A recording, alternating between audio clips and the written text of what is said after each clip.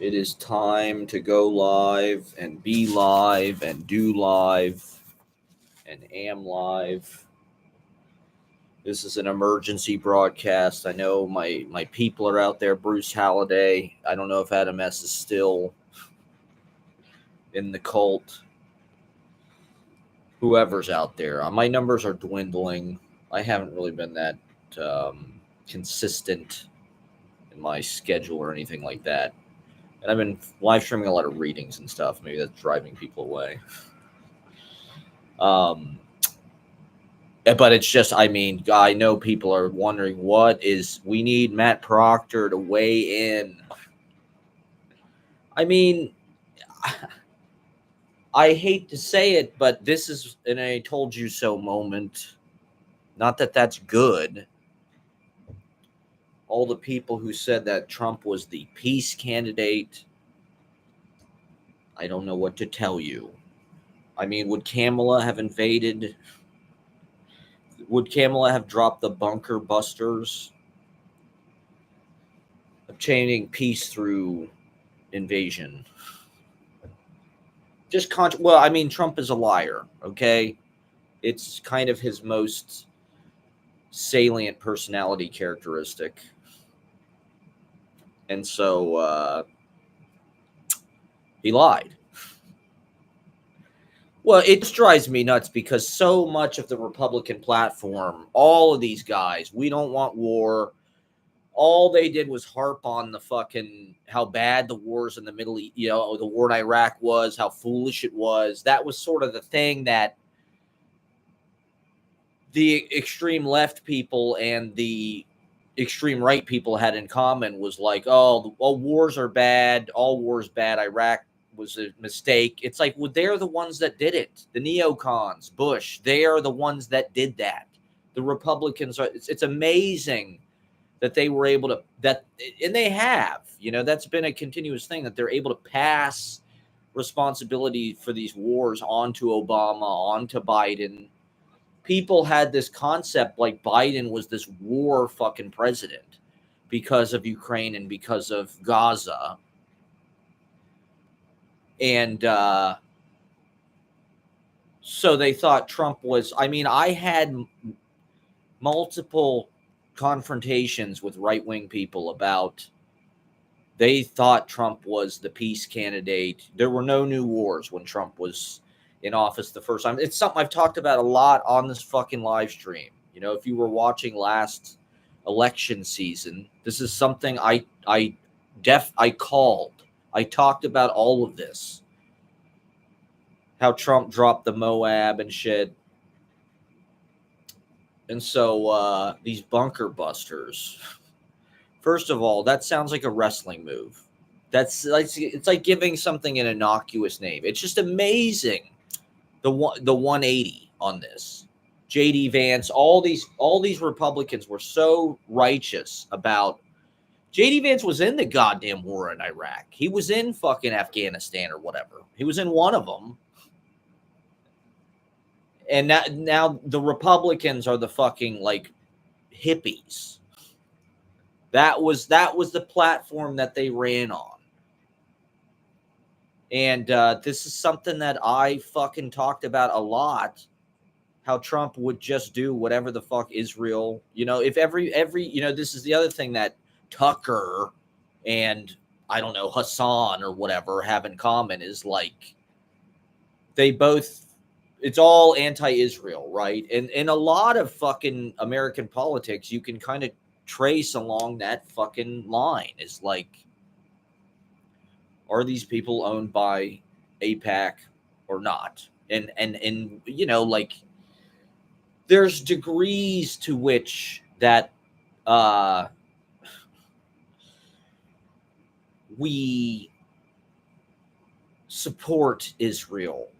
That, like Biden, people acted like Biden was the one that was dropping the fucking bombs or something. Like Kamala was going to go in there and kill the fucking Palestinian children herself.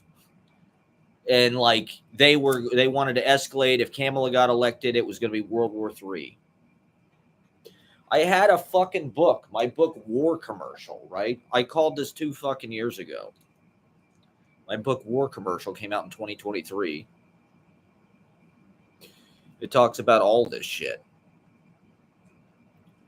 And there's a lot of false equivalency. I do not think that if Kamala was the fucking president, that we would be escalating. I mean, it's clearly like a fucking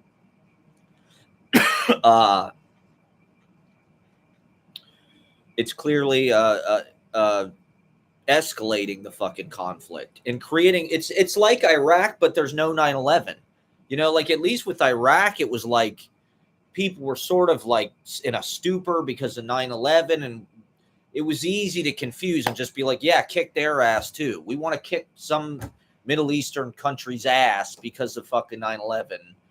We went into Afghanistan. What now? Yeah, fuck Iraq. Let's kill Saddam Hussein. They have WMDs. Colin Powell said so. Let's go kick their ass. Let's go. Even though, I mean, Bush said the same shit. In the debate in 2000 with Al Gore, Bush said they didn't want to be nation builders. He said the same fucking shit that Trump basically said, which is like, we're not going to fuck around in the Middle East. That was Trump's whole platform, was like, we're not going to be military involved. There's a lot of right-wing people, that whole coalition of like Rust Belt, white, blue wall fucking people, they all were very anti after the fact. You know, everybody's anti-Iraq. At the time, it was just like now. The same fucking people who were like the anti-war. Like I was just watching Tim Dillon. You know, Tim Dillon was somebody that last week was like very like, this is a bad idea. Do not do this. We don't want this. He was, all these podcaster bros, right, were like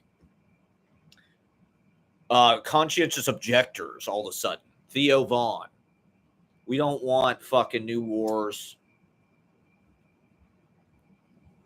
Now Tim Dillon is on there today justifying it, basically saying, well, you know, it's better they don't have nukes and blah, blah, blah. And I don't care about Iran is what he said. You know, it was sort of like a Bill Maher approach where it's like, you can tell Bill Maher is a Zionist basically. And he's very anti-Muslim. That's a big part of his, like, you can tell he just doesn't.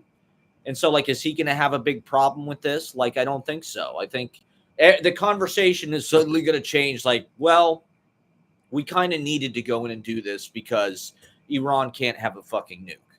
Meanwhile, Israel has a fucking nuke. They can do whatever they want. They can just slap around whoever they want. They can invade whoever they want. They can bomb whoever they want. And the United States has their back. So it's a provoking maneuver. It's like poking them in the eye or something. And there's all this like porn about, oh, well, they flew the B-2 bomber from Missouri. It was 37 hours. The pilots had a microwave and snacks on board. They had Snuggies. The pilots were in Snuggies. They flew all the way. They bombed the shit out and they came back. So, yeah, the pretense is, well, Iran was on the verge of having a fucking nuke. And people should listen to me on my goddamn live streams because I was right about everything. Not that it fucking matters. You know, at the time, people were just like, oh, you know, I'm not so sure. Like, Kamala's kind of like the war candidate. The Democrats, there's this fucking soundbite on TikTok going around of Chappell Rowan.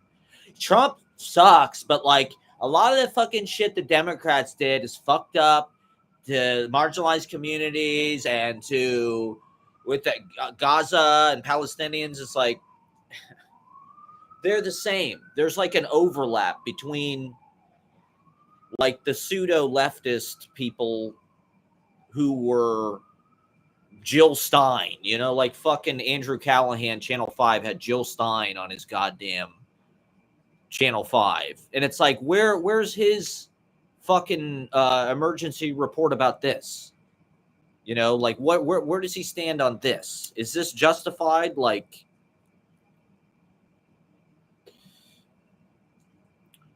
it's just unbelievable to me the way that I don't think it is going to split his coalition. Like, okay, like Tucker and Steve Bannon, like, don't like it. But, like, I think people are already coming around on, like, this was a good idea. We needed to do this. There was no evidence. At least with Iraq, they, like, had this dog and pony show before the UN. It was like, oh, they have this cake. They have this fucking cake uranium. It was cake uranium. We need regime change. This is like the worst part about this kind of shit is there's always this terminology that comes up that like sanitizes it. They had yellow cake uranium, WMD. They had WMDs. We needed to go in and kill Saddam. We needed to decapitate. They were a threat. They were terrorism threat to the United States. They could have done terrorism to us. So we had to go decapitate. We couldn't let them have yellow cake uranium. We need regime change, okay? It's about regime change. It's just a way of sanitizing it and saying we don't want. It's the same fucking shit that these people complain about the CIA. Oh, the deep state is always going in and overthrowing these governments.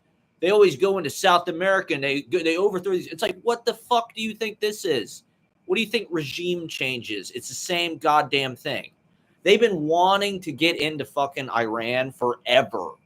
They were talking. I remember John McCain doing bomb, bomb, bomb, bomb, bomb, Iran, bomb, bomb, bomb. Speaking of Beach Boys, did Mike Love make this happen?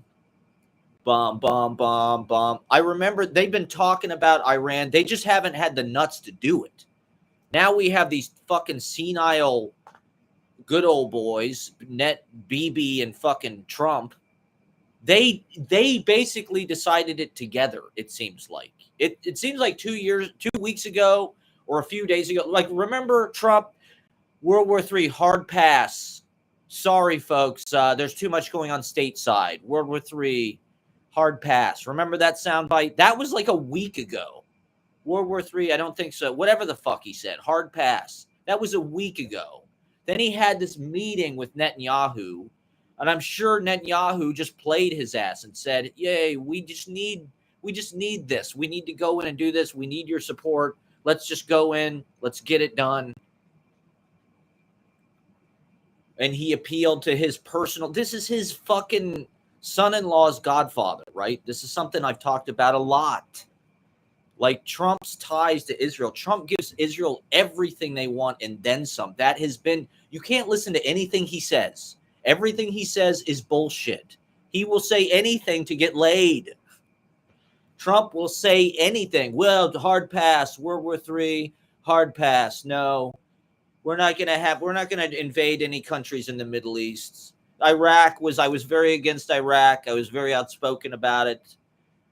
I got a lot of publicity for being outspoken about Iraq. But this is different. This is it's something they've wanted to do for a long fucking time. And I don't know. I think it's just a way of showing the whole fucking world that he's crazy. And I think they're both crazy. I think he's literally an 80-year-old senile. He's got dementia. Like, isn't there supposed to be some kind of fucking like vote on this? The dude can just send in these 30,000-pound bombs. It's an executive order. This was the guy who hosted The Apprentice, for Christ's sake. Give him fucking authority to just nuke the bastards. He could nuke them just as easily as he did that. The scary part about this time with Trump is like there's no opposition. I'm sure he was. This was another thing is he was bitch slapping Iran and trying to start shit with them the first time. Right before the pandemic, they were already decided they were probably going to go into Iran. They killed Soleimani. People, I don't know if they remember that. They killed him like from outer space. They've got these Jewish space lasers. They can just kill you from outer space using fucking Google Maps or something. Just you're sitting in your car. Next thing you're vaporized by Star Wars. Proton torpedoes. So they were gearing up for that shit early 2020. He sort of just got interrupted. It's almost like Bush. It's like you could tell Bush just wanted to go into Iraq. He benefits from it. All of the military people will make shitloads of money. Their budgets will suddenly be justified and then some. All of the masters of war are going to make shitloads of money off of this. They prosper. And so it's like, is there going to be some kind of false flag operation to scare the shit out of everybody into like joining the army? Gen Z males, how do you feel about this? All the dumbass 20-year-olds who voted for Trump because they thought, he was anti-war, he was going to save Gaza and like save the children. All the naive fucking idiots. You have to look at what they do. Like Trump he didn't stop any of the wars, right? He didn't stop fucking Afghanistan. He dropped the fucking Moab. He was trying to start shit with everybody. That's what these tariffs are. They're like a soft kind of aggression. He wants to invade Canada. He's nuts. And who knows? Maybe this won't escalate. I don't know. The astrologers are saying they all predicted this. Bashir said, if you go with the feminine, you'll have open contact. If you go with the masculine, you'll have World War III and the termination of the United States. So this could easily turn into a civil war and a fucking world war at the same time. Or the 20-year-old Gen Z broccoli heads gonna let them shave their fucking their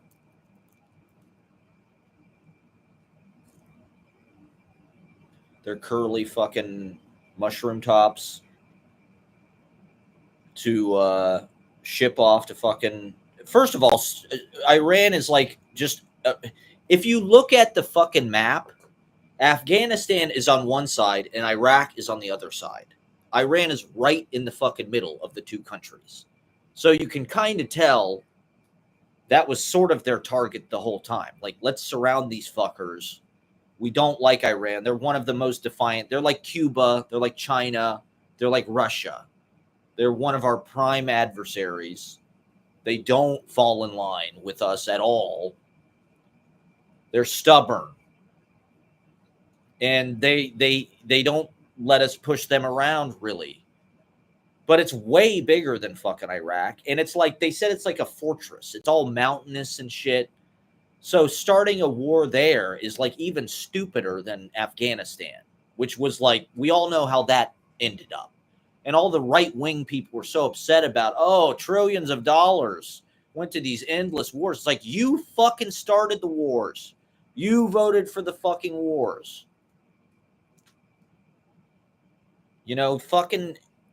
It's Cheney and Rumsfeld are like on the fucking board. They're the owners of the goddamn weapons manufacturers. This is the same shit. And, that was maybe one reason why they wound down in Afghanistan. It really did feel like, because supposedly Trump negotiated the withdrawal, which was a complete capitulation. The whole reason they went in there was to get rid of the Taliban, and he just like put them all back. So the war was fucking pointless, basically. It's also about resources, right? They have a bunch of fucking poppy and lithium, and supposedly Iran just discovered some huge deposit of some kind of fucking mineral that they need to make, I don't even know, fucking computers or laptops or batteries or whatever the fuck. AI, robots, dogs that are going to kill us all. The AI robot army. They can't get that thing in place fast enough. Wait, if the tech overlords have AI robot army, is the AI robot army going to revolt and be on our side? Or just are they going to obey their tech overlords and wipe us out? It's closer than you think, people. I mean, how how did you think that Trump was going to be anything less than completely chaotic? And I think he's like far exceeded anybody's expectations. The amount of destruction they've done, the amount of just like provocative renovating the whole fucking system, destroying it, escalating everything immediately. It's like a little kid goes in and presses all the fucking emergency buttons. Hey, don't do any of that. It's like, oh, tariffs, fuck up the economy. Oh, deport, fucking mothers, fucking deport people to El Salvador. I mean, you could see with these student protests where his loyalties and what he's willing to do for Israel lie, right? He's going to take away Harvard's endowment. He's deporting the Columbia protesters. Columbia just fires the professors that are pro-Palestine. Like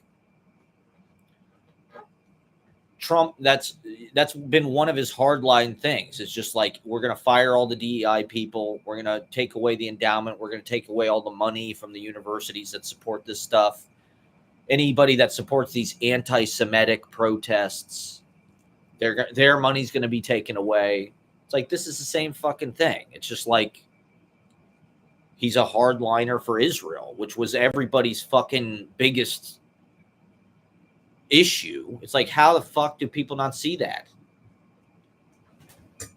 They renamed Golan Heights after him. One thing I did want to talk about is I feel like Jewish people are as victimized by Israel as anybody, to be honest. Like, what I've seen in my experience is like this kibbutz thing, this birthright thing. There's all kinds of fucking propaganda, just like with Christians. With Christians, they have youth group and shit like that, and they send you to fucking Central America or whatever on like these missions, and they want to brainwash you like for Christ into the church. They want your whole social group. So like with Judaism, they have this birthright trip where like you go there when you're, I don't even know, 18 or 20, you're young. It's like a year abroad type thing, and it's all paid for. And this is what happened on October 7th, where they attacked like this fucking music festival. Like, as far as I can tell, Israel is just like a big EDM festival.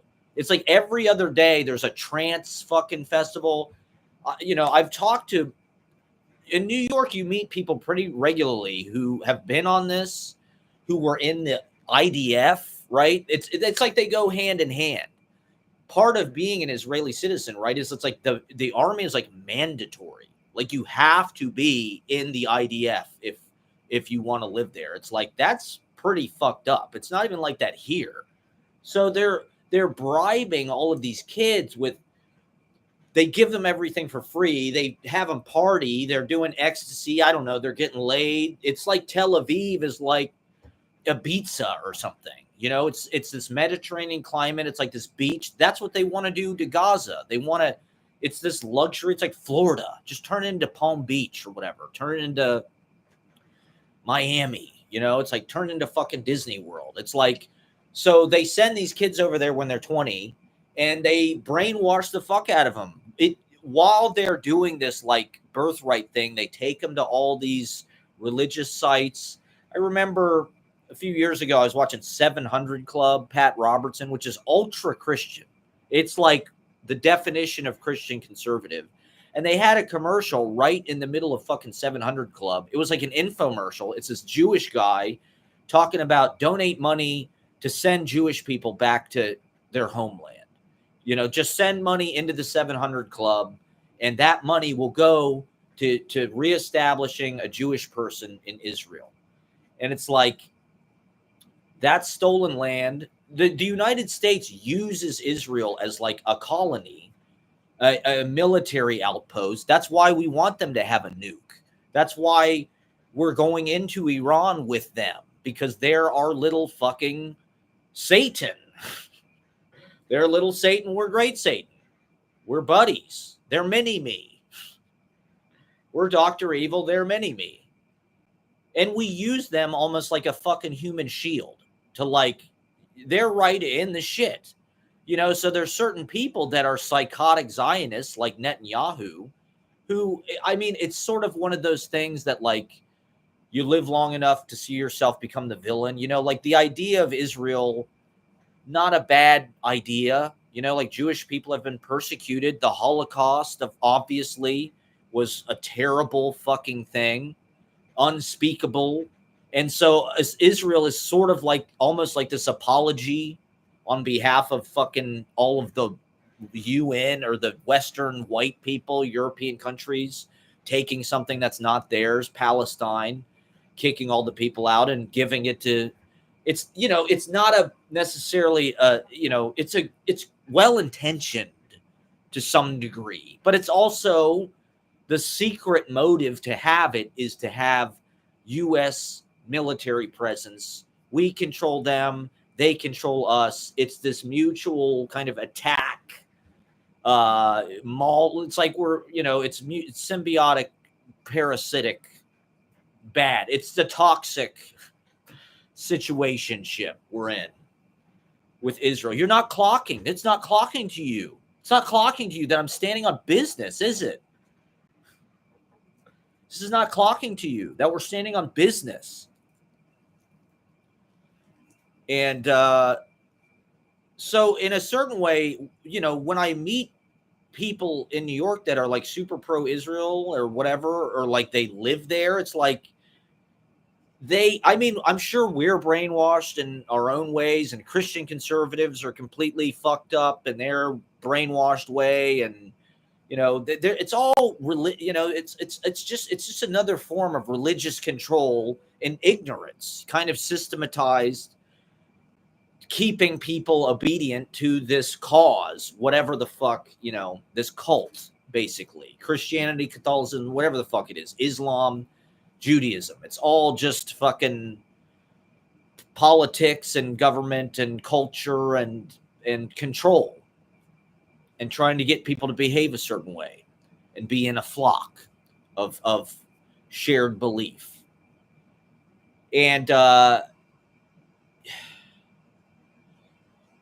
so it's, it's creepy. There's a creepy aspect to it. The way that people are, it's, people who are otherwise liberal and cool. And I'm not talking about anybody specifically that I know. I'm just talking about, generally speaking, when you encounter these people, they read the New York Post. They're very anti-terrorism. They're very anti-Islam, 9/11. They feel very justified in those wars, and they're kind of war hawks. And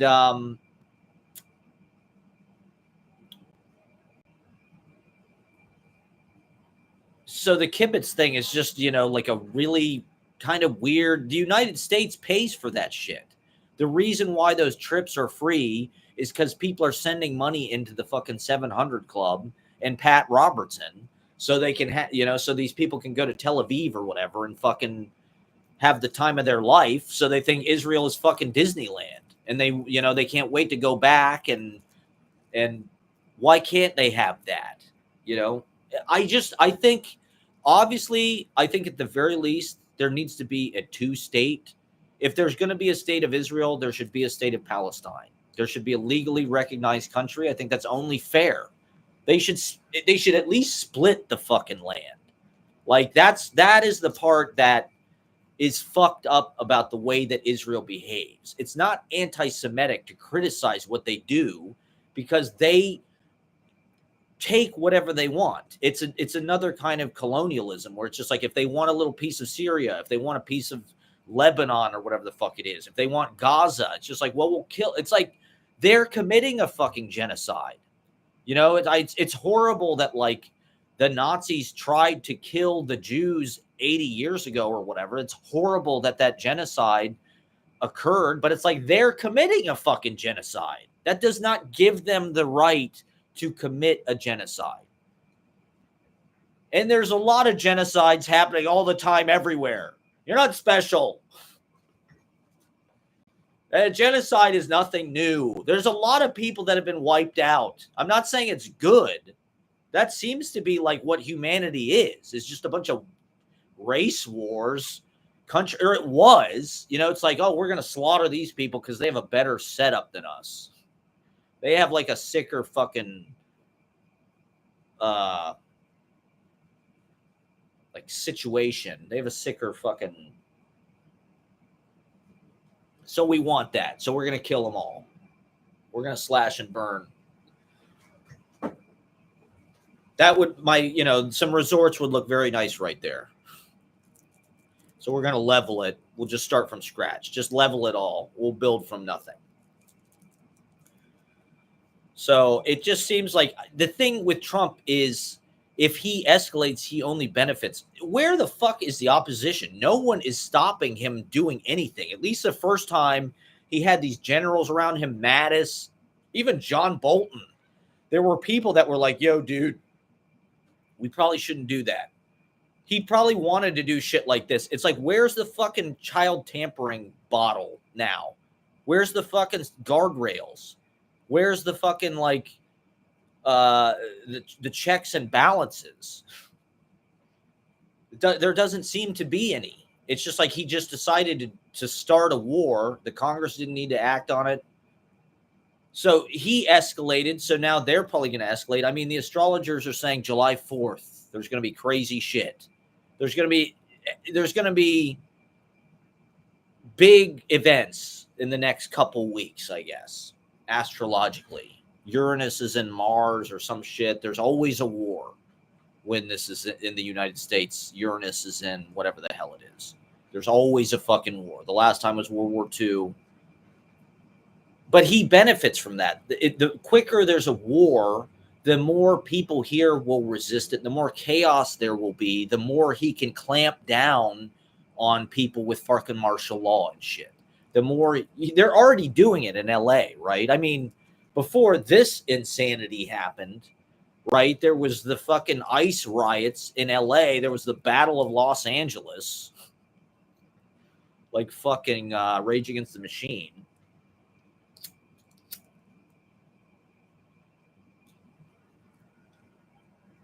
So in a certain way, I feel people's forgotten about that already, but there will only be more. He sicked the Marines on people in LA. It's like he's already declaring war on the United States. There will be a war abroad, which only helps him because there will be uprisings that will give him cause to use the military, use the cops, crack down on the Antifa and the leftists, the commies, the Marxists, the woke, the DEI, the anti-Semitic protesters.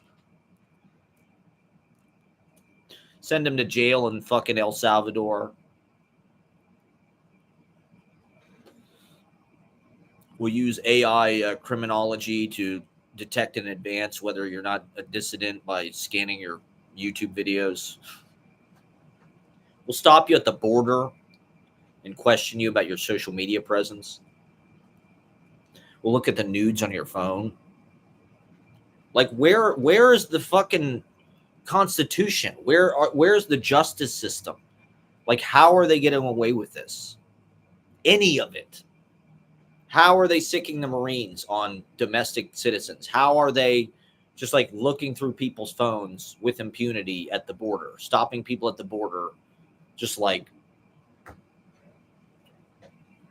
without prudence? I urge people to check out my reading from Thursday, my poem I read. I wrote this poem 6/13. So this was 9 days ago, and I read it on Thursday before the shit really hit the fan. But once again, I called it. A lot of the shit in the poem is about everything that's happening now, about how we're getting dragged into World War III by Israel. And it's sort of a joint venture. It's a public-private partnership between the defense contractors and innocent soldiers. How do you feel about that if you're Jewish? It's required that you have to serve in the army in Israel. Like, who do you think is going to be fighting this? Fucking Gal Gadot. Like, To some degree, like, I think Israel looks at that as a form of like self-respect. Like, we have statehood, we have a nuke, we have an army. That's like self-realization. That's like controlling your own destiny. We have the right to bear arms. We're real, and they're a world power. They're one of the few countries that has a nuke, right? One of like 8 or something like that, 6 or 8. And they're just allowed to have one, but Iran's not allowed to have one. Supposedly, right? Other countries are saying, Russia's saying, well, we'll just give them one now. Fuck you. They don't need to build their own. There's plenty of people who give them one. I mean, that's one thing that how is this going to split with Russia, right? Because China and Russia are allies of Iran. And so Trump is sort of like pissing Putin off, I guess, in a way. How is that going to sit?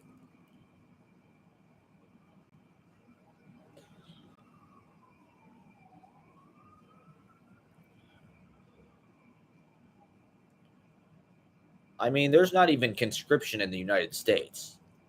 Not yet, anyway. Who knows? Of course, Trump would want to reinstate the draft. Being a draft dodger himself, of course, he would want to force people to go to war. I just think, how can they not see that they're going to unleash a lot of suffering with this? To I think the internet has created a space where people have like been allowed to just be completely idealistic. Like, that's what Twitter is.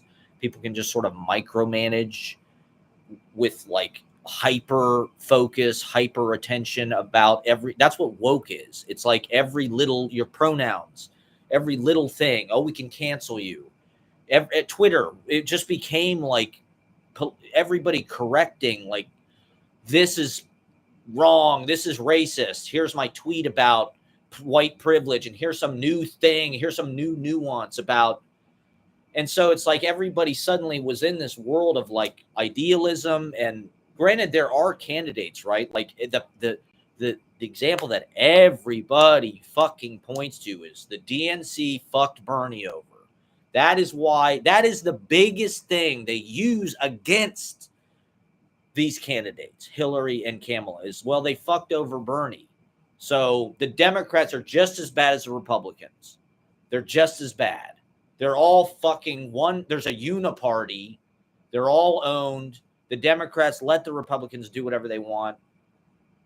Like, I am not of that mind. I voted for Kamala. I thought it was important to vote for Kamala so shit like this wouldn't happen.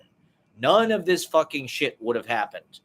If like the Democrats obviously, right, are flawed. They are beholden to corporate interests, but there was something to be said for the stability. The world is a corrupt place. Donald Trump is probably the king of the fucking lizards, the king of the grifters. And now he's above the law. He can do whatever he wants. But there was a stability, right, with the Iran nuclear agreement, shit like that. Like, it wasn't perfect, but like, we weren't going to invade Iran. Not even the Republicans were going to do that. Fucking Mitt Romney wouldn't have done that. Even McCain wouldn't have done that, because he was in the fucking army. He was in the goddamn prison camp for 7 years. He knows what it's like. He hated Trump, and Trump just shit all over him for being a veteran. He was an idiot or whatever. He was a sucker because he was in Vietnam. Meanwhile, so Trump just wants to fucking start wars, get us involved in shit that we're really not involved in and don't even need to be involved in. This wasn't even, people were not even talking about this 2 weeks ago. 2 weeks ago, there was no conversation whatsoever about Iran can't have nukes. There was no conversation. No, this was not an urgent, pressing issue. They weren't about to blow us up with the nuclear weapon. No one was even talking about it. It's always been an issue. That's why they had the fucking agreement they had before, the Obama agreement that Trump pulled us out of, because he hates black people. So he had to get rid of that. And so this is his treaty, I guess. Just bomb him. Just bomb him. We're just going to show him who the fuck. Hey, don't you know I'm loco? Essay, don't you know I'm loco? Trump will do anything. He's got crazy eyes. He's 80 years old. He's got dementia. He's been around lawn fertilizer too much on his golf courses. I saw this thing about if you live near a golf course, the fertilizer from golf courses supposedly gives you dementia. Trump's probably like, put extra fertilizer on that. It's not green enough. There's not enough flowers. Put more Miracle-Gro everywhere. Next thing you know, we're in World War III, everybody. There's already TikToks that are sort of like, I've seen plenty of TikToks that are like bomb, bomb, bomb, bomb, and that are fetishizing this B-2 bomber. I remember when I was a little kid, I had a toy of this fucking thing. You know, in the late 80s or whatever, that shit was cool. You know, in the wake of Schwarzenegger movies and all the action shit, Stallone, Commando, Predator, every movie in the 80s was like this violent, dark, you know, sexy, muscular, Reagan military fucking propaganda. Like my book, War Commercial. That's why I called it fucking War Commercial. Because it's like,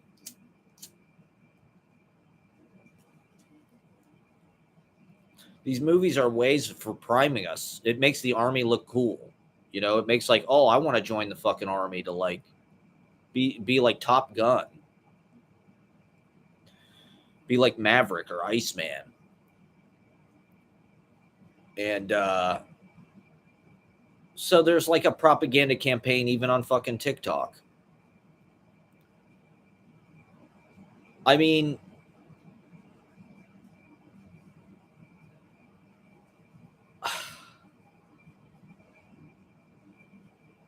does Gen Z really think that, or like yeah, so we had a toy of the fucking B-2 bomber. It looked like the Batwing. That was when the first Batman movie came out, Tim Burton with Michael Keaton. And the fucking Batwing in that movie looked like some kind of like military industrial $800 billion budget fucking item. It looked just like the B-2 bomber. Putting that in the hands of a child. And lo and behold, here they are now, they're fucking using it. It's hard to believe this is still the technology they use for this. Like, can't they just blow them up from Starlink or some shit like that? I thought everything was fucking drones now. They still need Slim Pickens to fly over there. And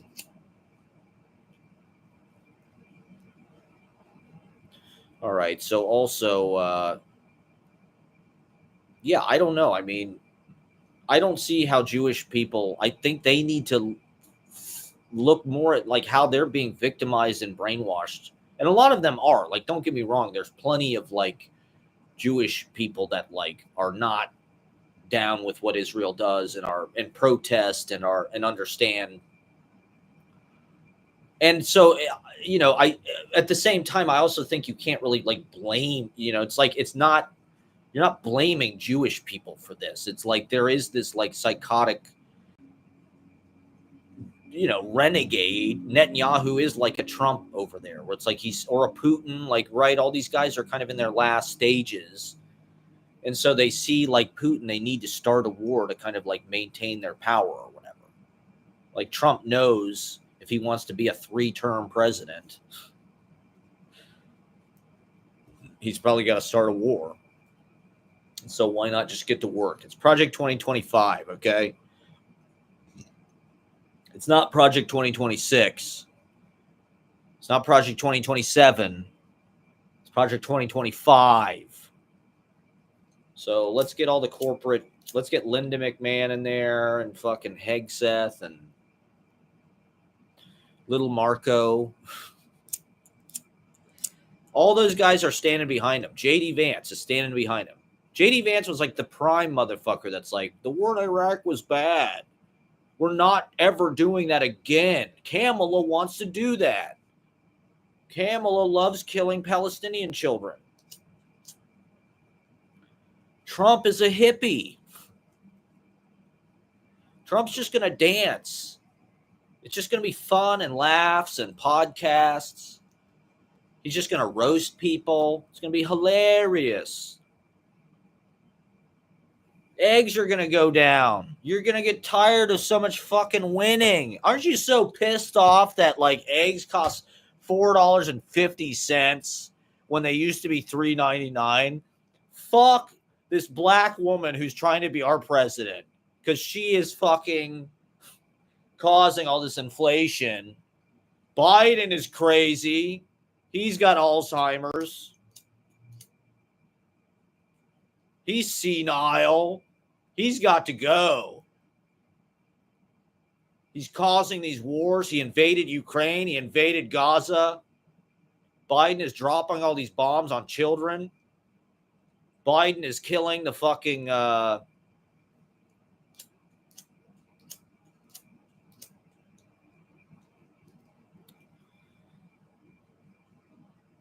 we got to get them out of the White House.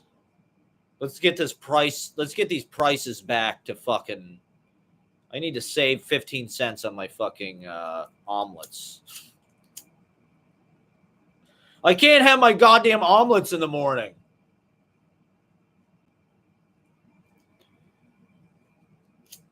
I need a regime change. And so here we are, everybody.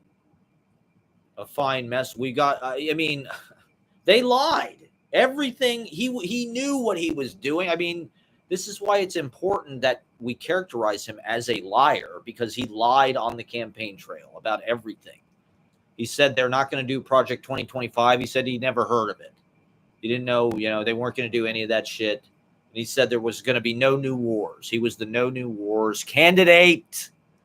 And this is something that at the time I was very vocal about, how he was not he was going to be the war candidate. He was going to cause fucking war. I was very vocal about that. And nobody believed me, because at the time, the narrative by the left media as well as the right was like, Biden is trash. He is responsible for this genocide in Palestine. They've got to go. They're just as bad. It's like they're not just as, for our lives personally, our lives, obviously, do you not feel, unless you're a rich person who's like benefiting by the tax cuts, do you feel like your life is better now than it was a year ago? Doesn't it just feel like everything went fucking berserk? Now we're in a war, like really in a war. The thing is, we were not involved in Ukraine. We were not really involved in Gaza, because we don't do shit like that. We know we're a huge fucking military power. If we get involved in some shit, it's going to be a big thing. It's not going to be some little Falkland Island shit. It's like other people are going to get involved. And so we try to be diplomatic the way we handle this shit. We might give Ukraine a little bit of old weapons and shit. It was all shit that was like decommissioned, because in the long run, it saves us money. We don't have to fight that war. We give them a little bit of this. We give them a little bit of that. And it is a way of maintaining, at least a pseudo democracy, rather than these autocracy dictatorships, which are China, Russia, Israel, North Korea, and Brazil, right now us.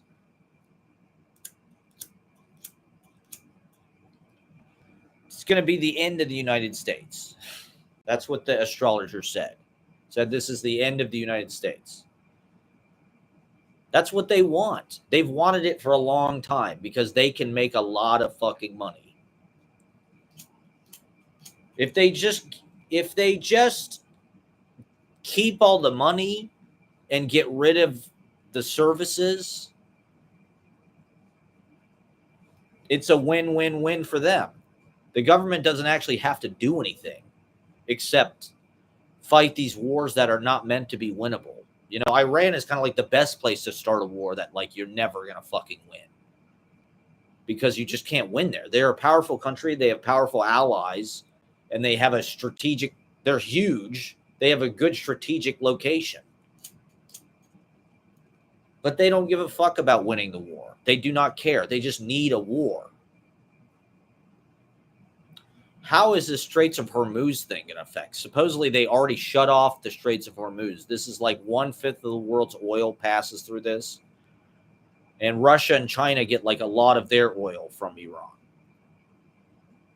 So we're sort of pissing in their face. Not a great idea.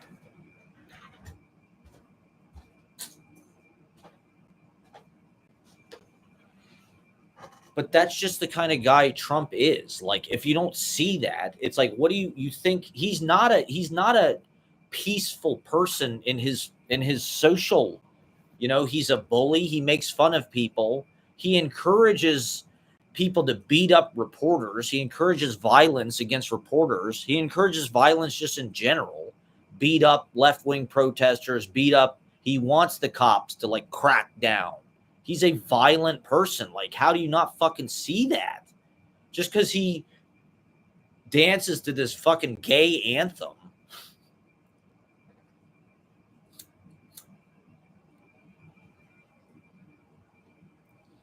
Is that a way of like, I don't know, dog whistling to like people like Chappell Rowan?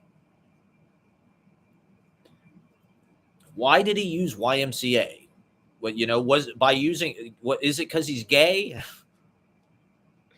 Roy Cohn, did Roy Cohn make him gay? Is Trump really like a deeply repressed bottom, power bottom?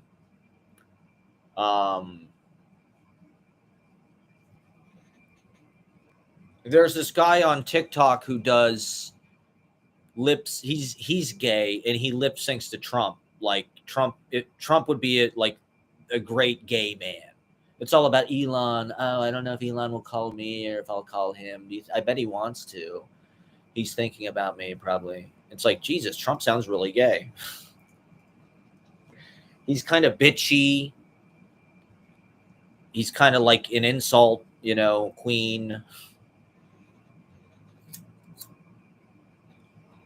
He's judgmental. He's gaudy. He's campy. I mean, Trump is very camp. He's almost like a drag. He's like Liberace. Trump is part Liberace, definitely. Not that anybody knows who fucking Liberace is anymore. All my references are like boomer references. So now, they were old back then. Now they're prehistoric. Nobody even knows who the fuck they are. Liberace, who the fuck is that?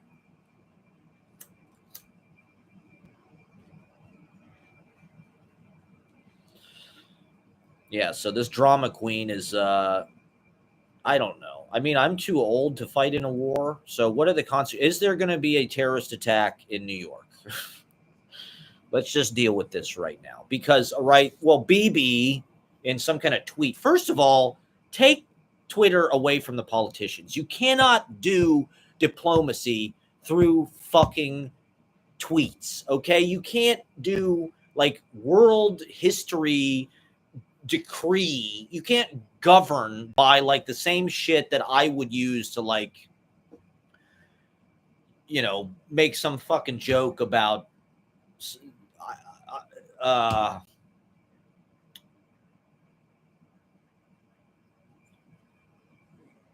you know, like dating or whatever. I can't think of it. You know, it's so frivolous. Like social media is so just, you can just fire off. Like it gets people into a lot of trouble because you just kind of like, you don't really think about something and you get heated and you want to get vindicated. You want some kind of revenge or something. So this is your way of like, and you know, it's influence. You know, the thing is, it has real power and real influence. And Trump, I mean, was kind of a novelty in politics, that the way he used Twitter, right? Like before him, it was like POTUS, right? Obama used like POTUS, the official account of like the president. And it was like, he had a team or something doing it. It wasn't like anything he was doing to like let people know that he dropped bombs on people or like policy or something. He didn't like tweet like, oh yeah, we just nuked Tehran. Like winning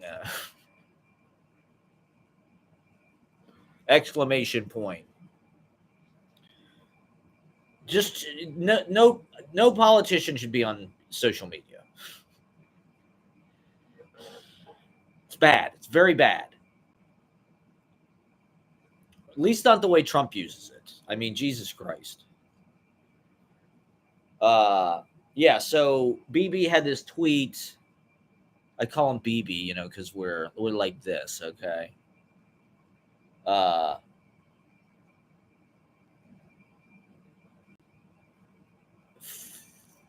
Today, Tel Aviv, tomorrow, New York, right? Which I think made everybody go, whoa, fuck, they're going to attack New York. Which, by the way, thanks, BB. Thanks for drawing us into this. Thanks for giving them the idea. I mean, is it going to be New York? I mean, New York is the most obvious target, I suppose. But they're going to attack Israel, obviously. They're going to attack Israel. They're not going to attack New York. I don't think. That's not the first place I don't think they're going to attack. Right, they're saying they're worried about all these troops. There's 50,000 unprotected troops on bases in the area of Iran that are like vulnerable. Like Trump just sort of hung these guys out to dry.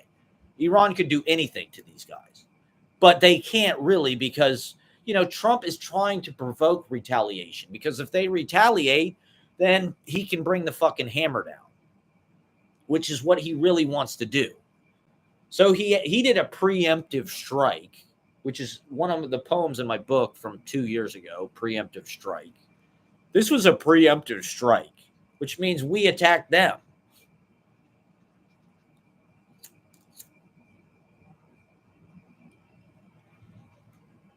Israel's been bombing them for a couple weeks.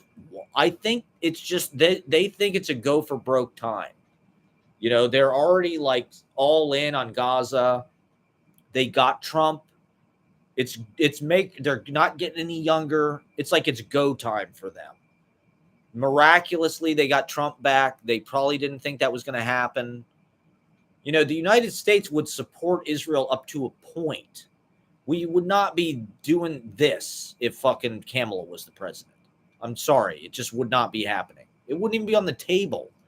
This is like Trump gives Israel their wildest dreams. They never thought they would get any of this shit because most presidents have had some restraint.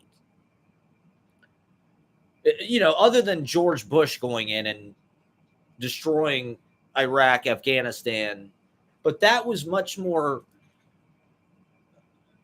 constructed. That was orchestrated. There was this whole campaign of the fucking, the WMDs. There was 9/11, obviously. Bush did 9/11 to sell that one. At least Trump didn't do a 9/11, I guess. He's just going in. He's just like, fuck it, I'm going in. I'm going to come. So since when did the guy ever wait for consent, right? I mean, this is why this shit matters. It matters that he's a liar. It matters that he's a rapist. It matters that he likes little girls and wants to fuck his own daughter. These things are, it's like this thing, the way you do anything is the way you do everything. These are character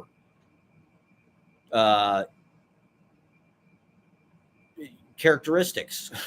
They're characteristics, okay?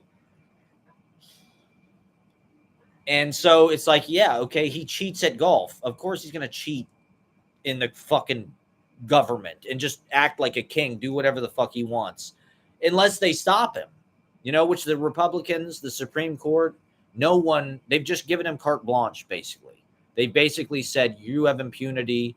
The president can't go to jail. They've already impeached him twice. He did January 6th, for Christ's sake. He pardoned the January 6th rioters. No one even gave a fuck. They just thought, yeah, they were too severe on the rioters, on the insurrectionists. They were a little mean. They were a little mean to them. They killed a police officer. Like these Republicans are like him now. If you voted for him, you are like him. You have no principles. You are, whatever. We're anti-war, but we're going to bomb Iran. We're pro-law enforcement, but fuck the cops who got killed by the January 6th rioters. We're on the side of the rioters. We don't give a fuck about the guy who got tased to death till he had a fucking heart attack. Who cares? He's a fucking pussy.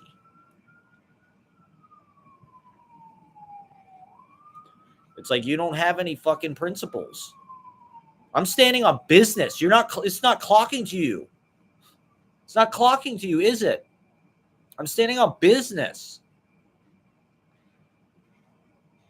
But they've smeared the Democrats, so it's like they're the same. Trump was somehow the better alternative because he just lied and people believed him. It's like he's been lying his whole fucking life. It's truthful hyperbole. He's honest about how he's a liar.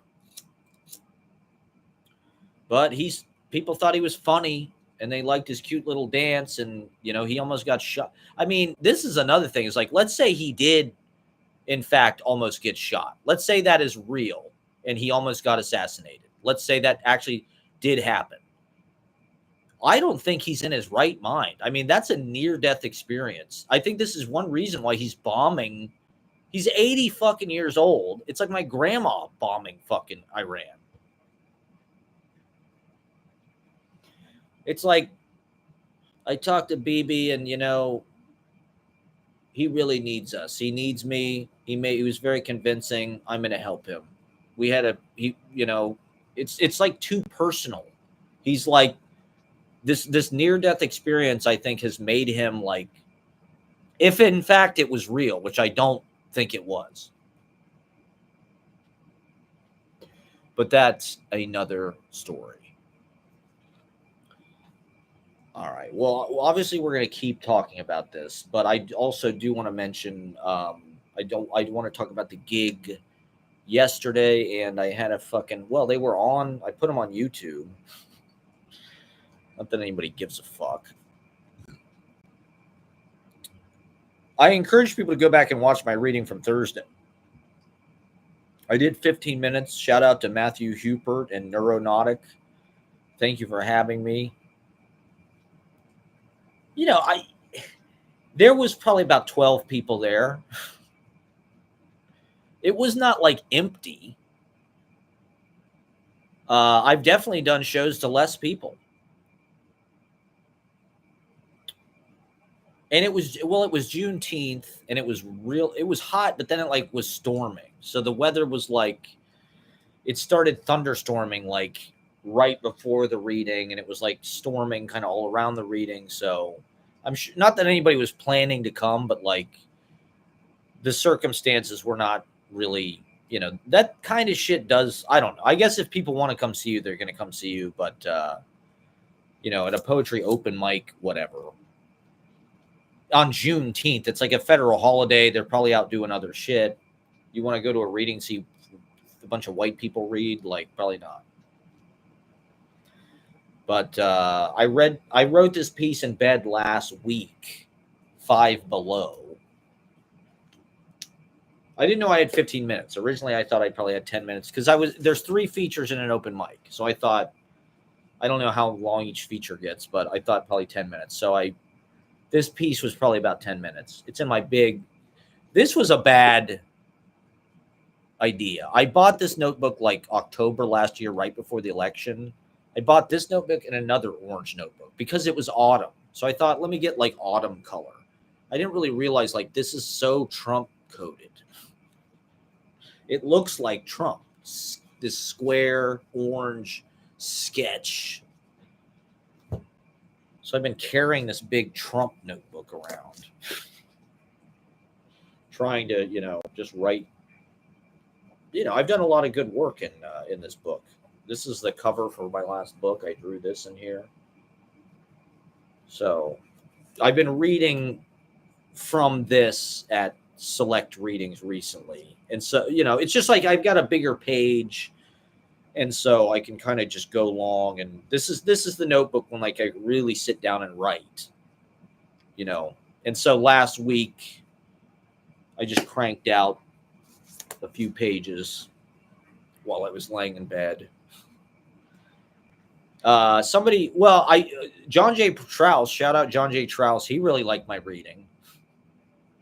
Then there was these two punk guys. There were these two punk guys that walked in. You can see them on the live stream. And they sat down like probably about halfway through my reading. And I as I'm reading, I'm thinking, these guys are hating this.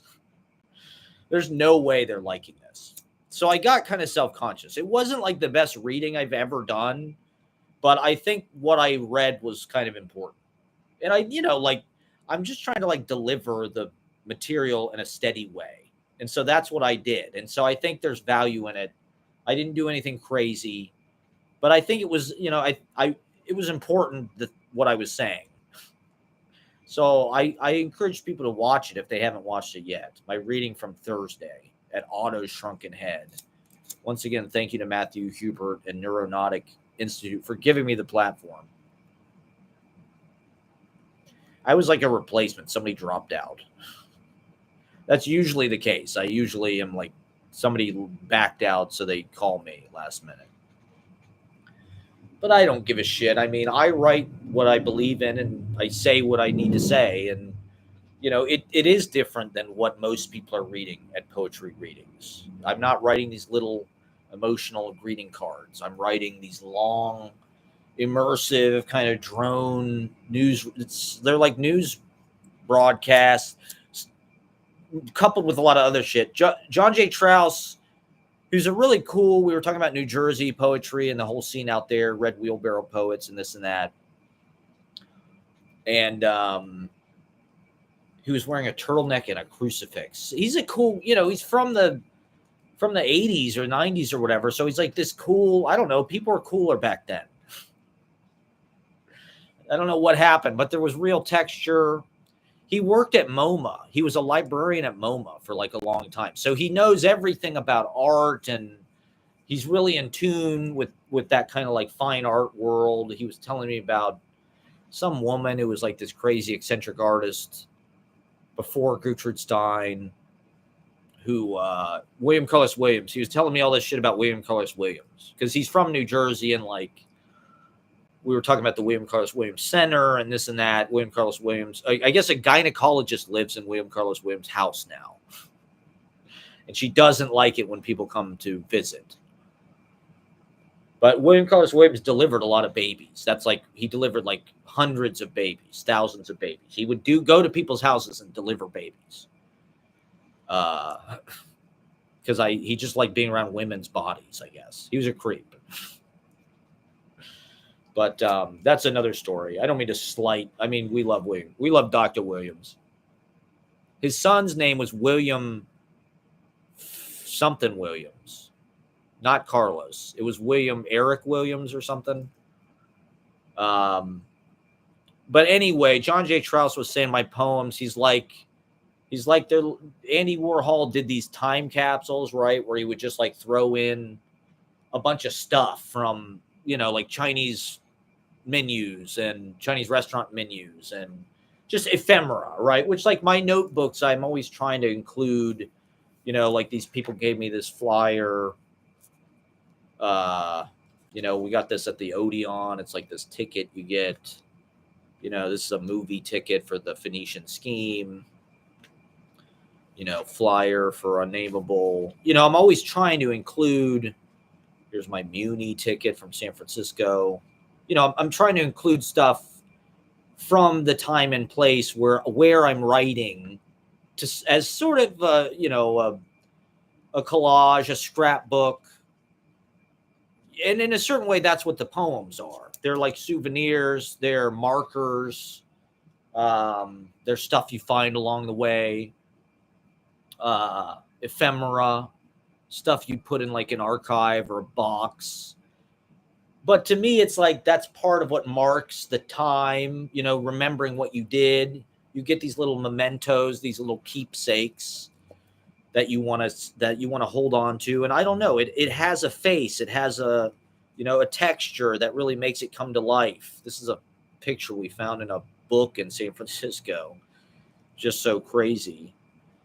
And I don't know, it's just part of the personal archive. And so my poems are meant to be, yeah, like he's saying, like I'm just throwing in moments from what's going on, talking about this war in Iran, right? Like obviously that's the newest thing, but also stuff from my own life, whatever readings I'm doing, or things that movies we watch, things that happen, people I run into, moments, memories.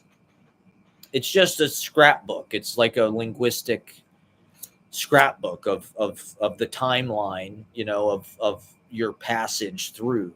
You kind of just accrue all this paper, all this kind of like uh, errata or whatever.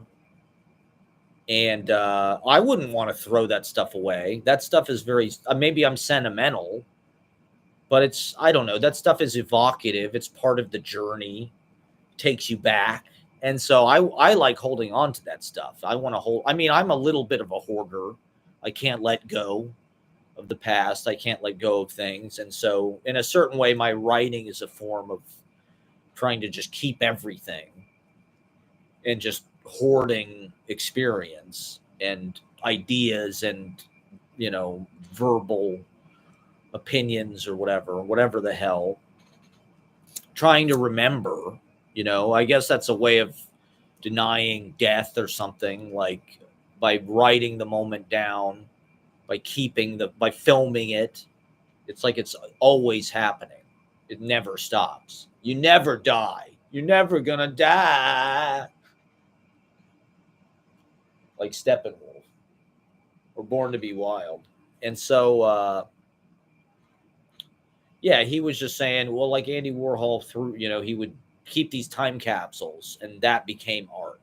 So I thought, okay, that's a fair way of looking at it, I would say. I mean, I try to, sculpt it and shape it into sort of a cohesive, flowing web of that touches on everything, like I'm trying to touch on all the aspects of experience, the visual, the pastoral, the lyrical, the internal, the comedic, the funny, the mysterious, the umami of life, those moments, the haiku. Haiku and umami seem like kind of like haiku is like the umami of consciousness. Whenever a haiku is happening, that's like umami. So I try to capture the umami of perception, the sweet, the savory, the sour, the spicy.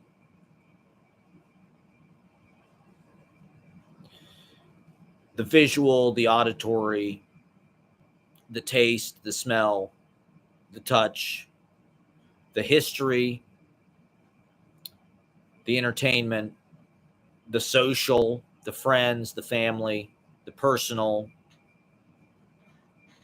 the abstract, the dream world, the language poetry, the gibberish, the unconscious, the inexplicable, the id, the sex, the romance, the love, nature, animals, boats, vehicles, trains, water, sun, sky, clouds, stars, the old reliable poetry kind of staples,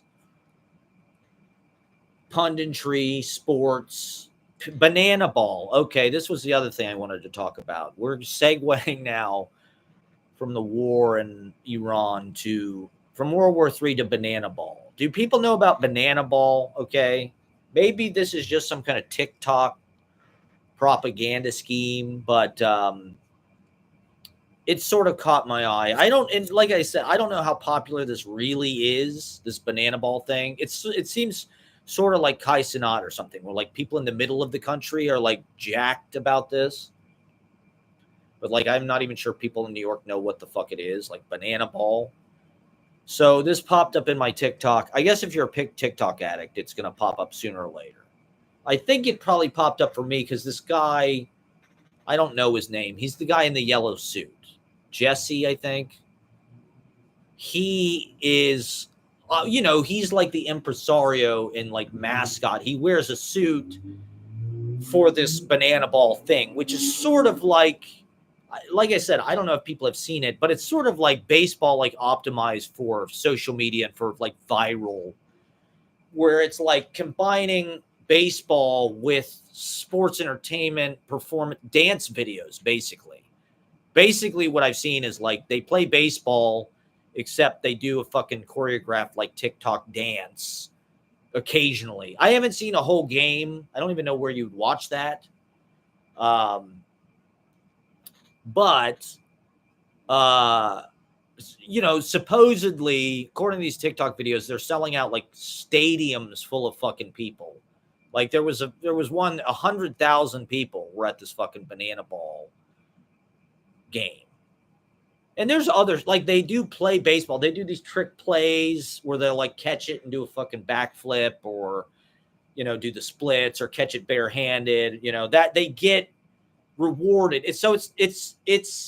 But they're also like these mimbos. There's an aspect to it where it's like Magic Mike or something. They're just like these it's a way for women to like objectify men. There's a lot, at least as far as I can tell, there's a lot of female fans, and they want to go see these hot Chad looking, looks maxed, Chad maxed, mewing.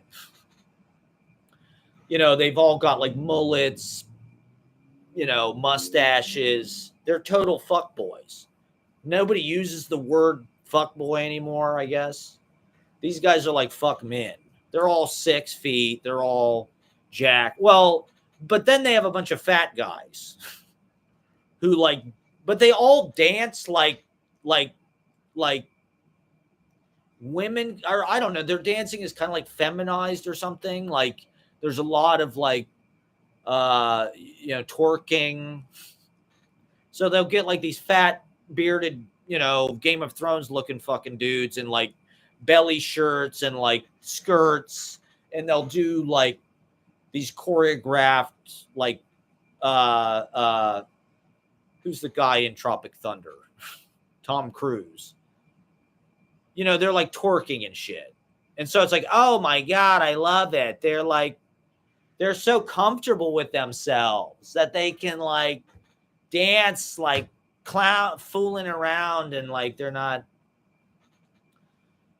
And so I don't know, they've kind of hacked it something. Well, I guess part of what's interesting about it to me is supposedly this guy has just sort of like built this huge fan base, and it seems like an organic way. And part of the excitement is it's like my initial reaction was like, oh, this is sort of like Harlem Globetrotters, where it's like performative baseball, but it's like it's not, like the Harlem Globetrotters always win. It's not like really a game. They beat the shit out of the other team every fucking time. Like they win by, 100 points or whatever. Whereas like this, they're actually playing baseball, but then there's like these weird quirky rules and, these weird dance breaks and shit where these hunky guys like sort of throw it, drop it like it's hot or whatever. They throw ass, basically. They're up in the stands throwing ass. But then they're at the same time, they have videographers it's really for TikTok. So you're watching TikTok and you're like, what the fuck is this? They're playing baseball. All of a sudden they stop and they go into some stupid fucking dance that they're all doing it together. It's like, how the fuck did they learn this? And then they go into a play and you're like, what the fuck did I just see? So it's optimized, it's the part of the interest to me is how did this guy build this thing? It's not some kind of mainstream media thing. It doesn't seem to have some kind of like money going into it to make it popular, like a lot of shit on the internet. It's not legacy media. It's not Major League Baseball. It's not NFL. It's not NBA. But, everybody in the comments is like, I'll actually watch this shit. This is exciting. Real baseball is fucking boring. Which I don't agree with. Like, I would rather watch real baseball, personally. Just speaking for myself, part of the point of baseball is, first of all, it comes from a different time. It was invented 150 fucking years ago. Like, it's a slower game, and it's part of a slower way of doing things. That's part of what's nice about it, is like, it isn't this intense. It's not an action movie. It's not a cap cut of like a highlight reel of like awesome catches and shit. Like, it's slow. A lot of the time, nothing happens. That doesn't mean you have to be glued to it the whole fucking time. You can be doing other shit. You can be having a conversation, whatever. Like, that is part of the bureaucracy of real baseball, is to have that kind of like slow rhythm. It's part of the goddamn point. Whereas like Banana Ball, have you seen Banana Ball? It's optimized for the modern short attention span, which baseball absolutely is not. And so supposedly this guy is saying, this Jesse guy who started this, they started doing this Banana Ball thing. They didn't have really any fans forever. They were doing it. Nobody believed in them. They didn't really get big crowds, but they kept doing it. And he said just through trial and error, they figured out, and I don't know what the rules are, but there are some, like, there's no walks. That's one of the rules. You can't walk the batter. There's some kind of other technicality with that. I don't know what it is. There's something where they like time the inning. So if you get it faster, I don't remember. I think it's like every inning, it's like the most people who score runs in that, they win the inning. So it's not like total runs. It's like whoever wins the most innings, which I don't know if I really like that. I don't know what the point of that is, but supposedly through trial and error, they, optimized baseball so people would actually like it now. People, I guess I think part of the reason why MLB attendance is plummeting is because it's so fucking expensive. Like every goddamn thing, it's just like become predatorily expensive, from the tickets to the fucking cost of the concessions. A beer, a hot dog, or whatever is $30. I mean, I went to Yankee Stadium a few years ago. I think a beer was, I don't know if it was $11 or if it was $22, but like either one's not cheap, if you ask me. It's designed for rich people, just like everything in our fucking society now. And so I think this Banana Ball thing is like, the tickets are cheap. There's like this email lottery. You sign up for like this email. Everybody in the comments is like, oh, I won the lottery, or fuck, I missed. Because it's like, people are psyched to see this shit. I mean, people are really amped about this fucking banana. Like they're selling out football stadiums for people to watch a baseball game. And like, I think part of it is just indicative of just like, how dumbed down America is and how much everything sucks now. Like, I do think the cultural centers in this country are like shifting. I think New York, LA, San Francisco are becoming like less sort of like the leaders and more in like the minority. And with the ascent of like MAGA and just kind of like the normalization of like this really right wing, like private, financialized, charge for everything, Venmo, everything's a fucking transaction. Places like Texas, right? Dallas, Austin, obviously, Florida, Miami, but I mean, even other fucking places, Tampa or Jacksonville. Like, I don't know. Like, seeing shit like pickleball,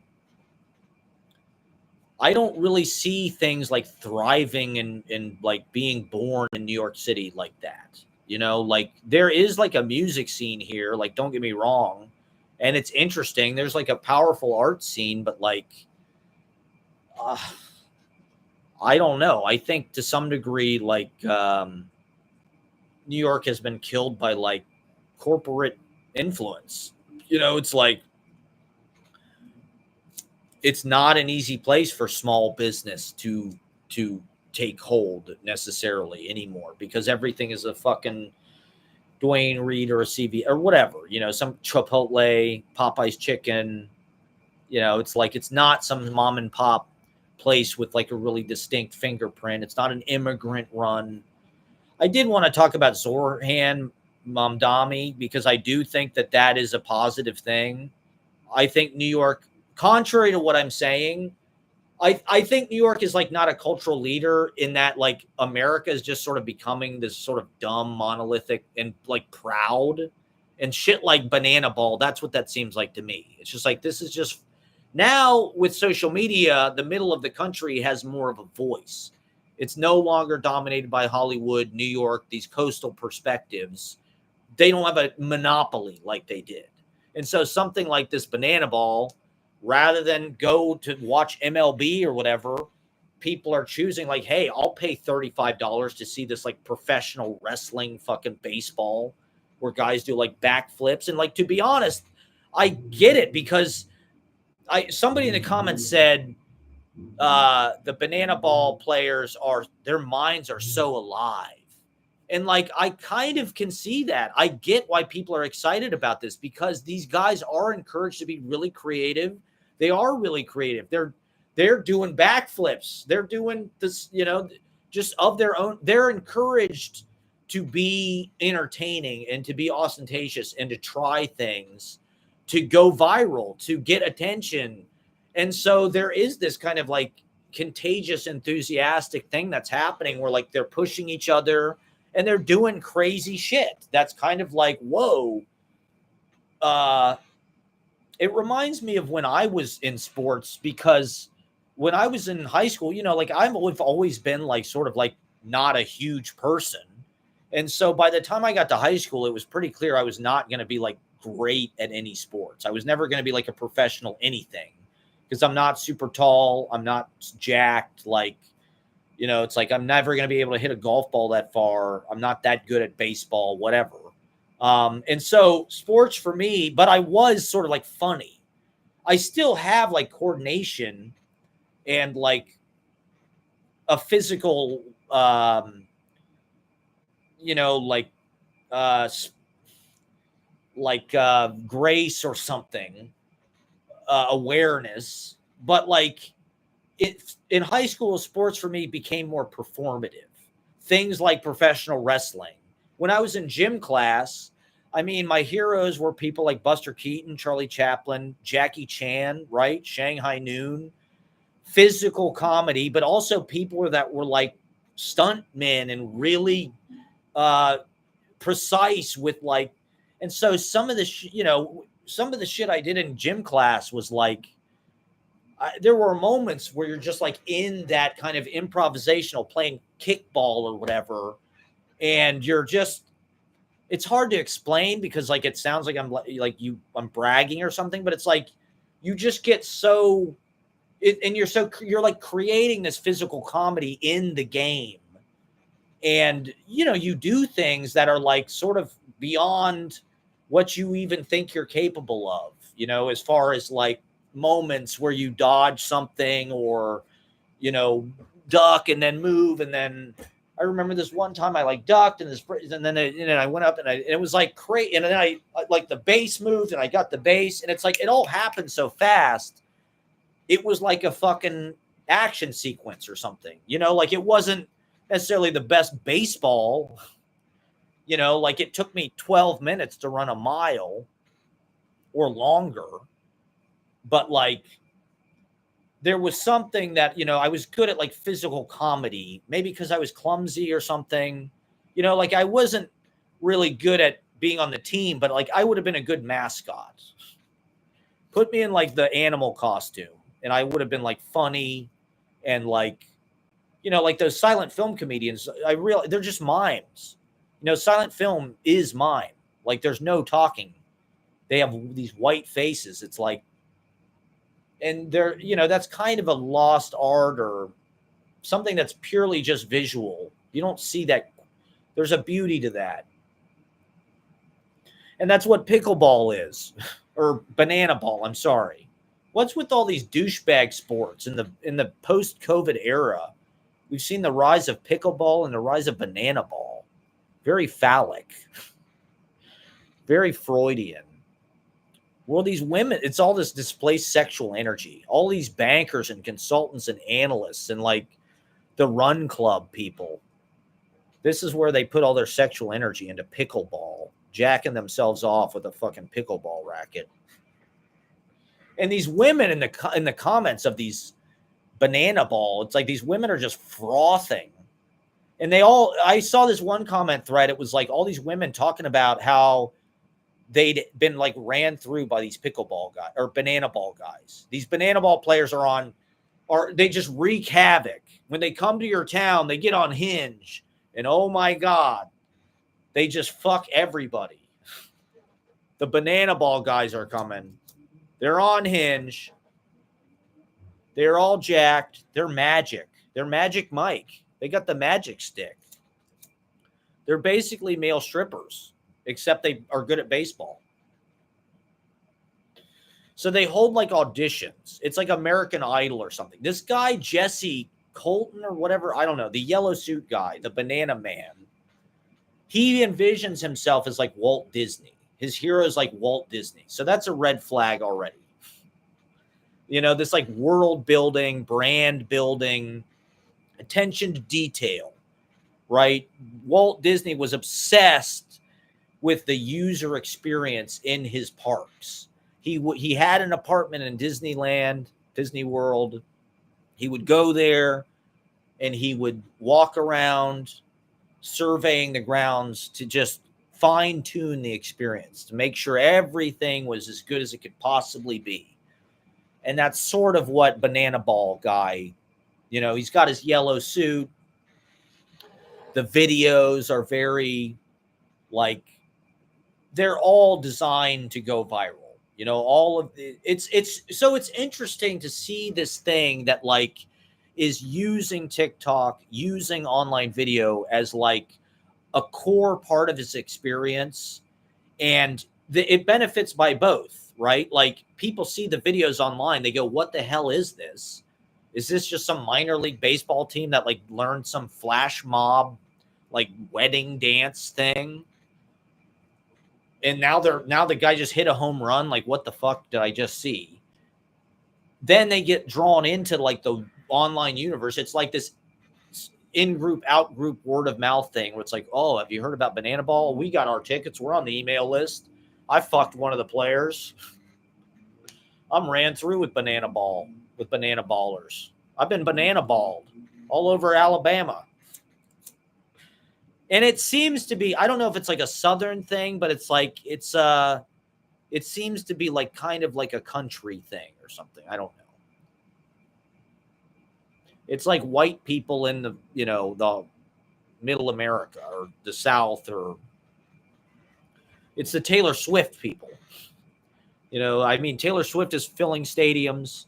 The thing is, there is a huge audience. There's 9 billion people. If you can tap into the audience, if you can create attention, that's one thing that this guy was talking about.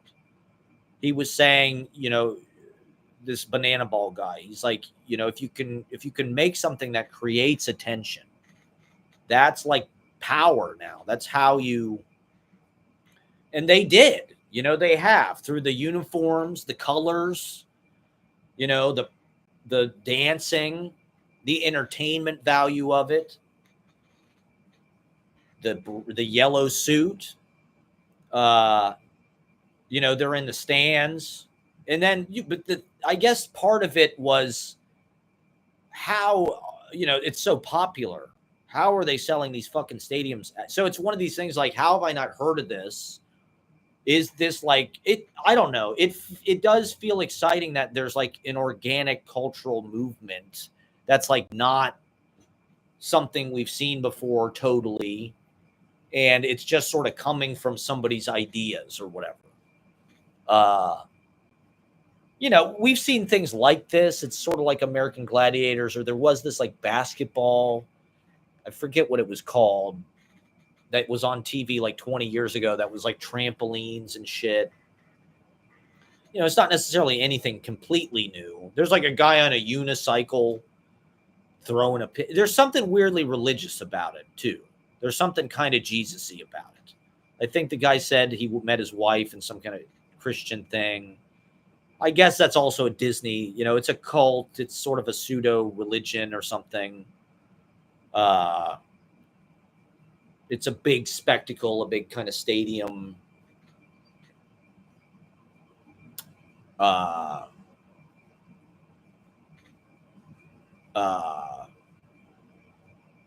Mass mega church. And so I'm just trying to think, what can I learn from this? As an open mic impresario, where did I go wrong? How come Easy Paradise didn't turn into Banana Ball? How can I turn Easy Paradise into Banana Ball? Or Kill Tony, I guess. Kill Tony is like the Banana Ball of open mic. Kill Tony is like gamifying the open mic in the same way that Banana Ball is like entertainment sizing sports. Like Banana Ball is sort of like wrestling in that it's like sports entertainment, even though it's not fixed. Banana Ball is also baseball with dance breaks and flips and charismatic players, I guess, that are like sort of more like entertainers. They're not really hired because they're like the greatest baseball players. Like they're all good at baseball, but like they couldn't really probably make it in like the fucking Yankees or whatever. Like, that's not really why people pay to see Major League Baseball. People pay to see Major League Baseball to see human beings like do things that like nobody else on earth can do. And make, these guys are trying as hard as they can to like beat each other. It's not like a bunch of guys playing softball and they're also doing backflips. Like, so to some degree, I think the Banana Ball thing is like a novelty. I think it's like a fidget spinner. It's like, or like XFL. Is it like XFL? Vince McMahon tried this. He was 20 years too early, I guess. XFL would probably work now. Didn't they reboot it? He was a visionary. Somebody said that this Jesse guy is the modern P.T. Barnum, which is he a huckster? Is he a shyster? Is he ripping people off? I don't know. But I was, it piqued my interest because I'm like, this seems...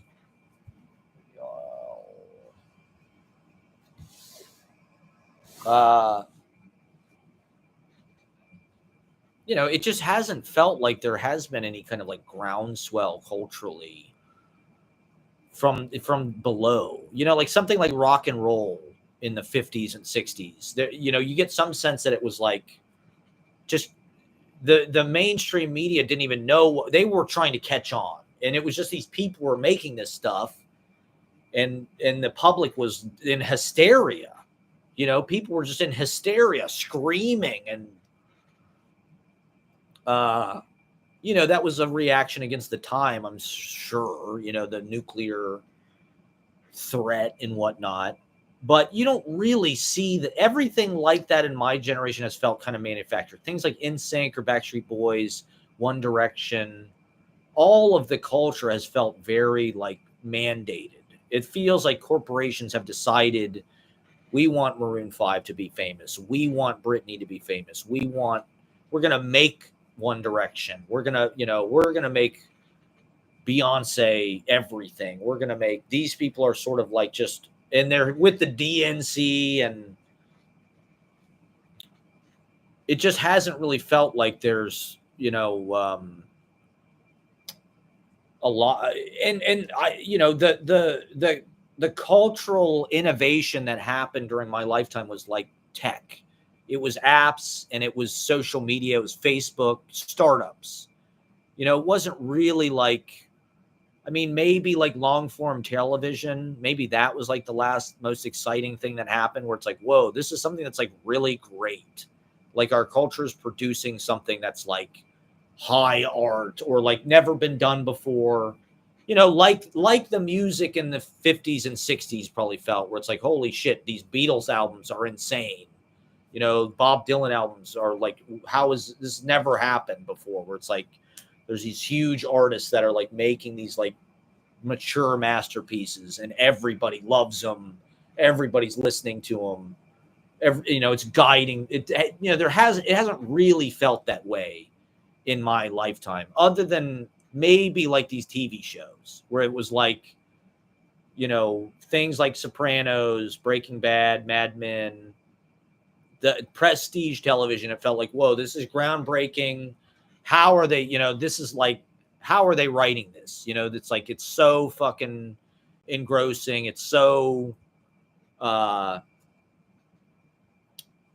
dramatically like just fire. W in the chat, everybody. W's in the chat. That, I mean, with some of the streaming stuff, I feel that way. Like I was getting that feeling when I was watching the Kai Cenat streams. I was like, this is pretty fucking groundbreaking and innovative. And I get why people are excited about this. This is like kind of magical. I was watching this IShowSpeed stream. I didn't really like it. He was in Italy. He was being very aggressive. He was, he's in Venice, Italy. He's just walking around yelling. He's yelling at the shopkeepers. He's kind of rude. He's not really that polite. And he's super famous. So, people are yelling at him. He's walking by and there's a group of people and they're like, oh, it's fucking IShowSpeed. Holy shit. It's like he's in Venice, Italy. There was another one where he's in like Central America and he's on this fucking like platform way the fuck up. And there's a glass bottom, right? And like a glass railing. And he's like looking over the side and there's all these people on the ground. Like, and he's like, hey, and they're like, yeah, we love you. It's like, there's fucking people on the ground, like that are like in Central America. And he's like leaning, so part of the thing is like, well, he's like not afraid of heights. Like everybody watching is like, oh my God, he's right near the edge. Like, holy shit. He's just leaning over. He does a backflip on the fucking thing. So you're like, holy shit. It's like, that seemed to be like I don't know what it is. Now it's like half the people famous are famous because they can do a fucking backflip. Like this guy, Brooke Bennett or whatever. His whole thing is he can do a backflip. He gets up on a car, he does a backflip. He gets up on a table, he does a backflip. Then he starts singing a song. IShowSpeed, he does a backflip. It's like, if you want to get famous now, just learn how to do a backflip. If you can do a backflip in live stream, you're halfway there. Logan Paul did a backflip at the wrestling pay-per-view. I don't know if people saw that. But the banana ball thing does seem like sort of like this middle American. It's not just it's like a small business that just kind of blew up from its own good ideas. And so, probably at the open mic, I'll probably start to do some choreographed dances. I think we need more viral moments. We need to optimize the open mic for TikTok. Fuck the performance. The performance is just a pretense for the TikTok video in the content. I mean, that's what I see with this banana ball thing. That's what I'm curious about, is they've got this live event with 100,000 people that are like stoked to be there and want to fuck the baseball players who are like they'd be bartenders, or they'd be like these just like kind of mid guys or something. If it wasn't for, but they'd be male strippers. If it wasn't for banana ball, they'd be fuck boys. They'd be like, stay-at-home boyfriends. But Banana Ball has saved them and given them this purpose that people are very excited about. But they're also, so it's a live show, but they're also filming and they're choreographing. Some of these takes are like fucking Touch of Evil or Goodfellas, the fucking Copa scene, where it's like they've got a gimbal. Now you can do that. Now it's like if you've got a gimbal and a fucking smartphone, you can make The Shining. You've got a steady cam rig, basically. And so these guys are like, coming down the stands. They're doing these fucking dances through the crowd. They go out to the field. Then they hit the fucking baseball. And it's all like, Taylor Swift, it's all like super viral chick music. It's all like, Hillary Duff. And so they're filming viral videos live while they are making money selling tickets. And so the open mic, like, people will film themselves, but it really is about the performance. That's what people are there to do. They're there to just get experience performing live, meet other performers, get on stage, work stuff out, work out their tech stuff, work out their kind of stage craft, work their songs out. If they've got new material, they're sort of like learning. Open mic is a good place to kind of like get it up on its feet, get it in front of people, work it out for yourself, and just get experience being in front of people. But, people learn choreographed dances like their fucking weddings and shit now. And for some reason, people love watching that on the internet. The biggest thing on TikTok is like stupid dances and shit. And this Banana Ball, they kind of crack the code where it's like, let's get a bunch of people you wouldn't expect to be doing this. A bunch of neckbeard Shreks. A bunch of craft brewery kind of bro types. And get them dancing like fucking male strippers to Selena Gomez or whatever. To Katy Perry or, something gay. Get them acting real gay to show you how comfortable they are in their sexuality. Oh, so somebody in the comments was like, I forget exactly how they worded it, but it was something like, these are the kind of white men we like, or something. Something like that. Like, finally white men are doing something good. Banana Ball. Finally, white men are doing something good. It's Banana Ball.